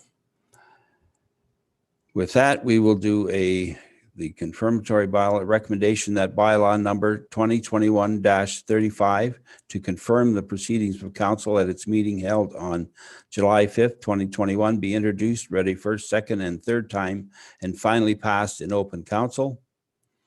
Moved by Councillor Fisher, Councillor Gordick. All in favor? Sorry, Mayor, excuse me. The acting CAO had her hand up before you called for this vote. So perhaps there's something of relevance that should be addressed before we proceed. My apologies for the interruption. Not a problem. I didn't see it. So go ahead, Ms. Jackson. Thank you, Councillor Fenning. It's okay. And Mayor Armstrong, I appreciate that. I just wanted to reiterate the appreciation for the First Peoples Group and the process that they took us through. And also for the staff, the senior management team who have been, half of them are on vacation tonight, and they were here this evening to be supportive as a team. And regardless of the outcome this evening, that is so significant for this township and the leaders that are trying to do their best for the community. So I just wanted to acknowledge the staff team and also, of course, First Peoples Group. They've been an absolute pleasure to work with, and I apologize for disrupting the vote. Thank you. Not a problem. And I mean, that brings something to mind that I wish to clear up too, because there is a lot of misinformation within the community that I've heard, that you yourself wrote the report to inform us how to vote, when in fact all you did was a report on the findings of the First Peoples Group. It wasn't a decision on your behalf, on your shoulders to tell us this, and you didn't take that. You just followed the procedure, which is staff provides a report on information provided to them to give to us. So hopefully that clears that up. Thank you. Okay.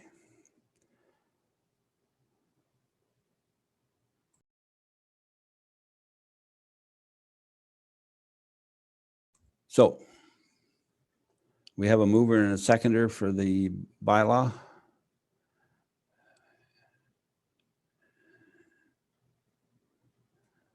There was a mover and seconder, but we didn't do the actual vote. Okay, so all in favor of the bylaw? That is carried. Thank you. And the next recommendation is that we do now adjourn to meet again at the call of the mayor. And that's moved by everybody. Well, Councillor Gerber and Councillor Gordick will put your names to it. And all in favor? That is carried unanimously, by golly. All right. That's it, folks. Thank you very much. Thank you for all those who were listening in.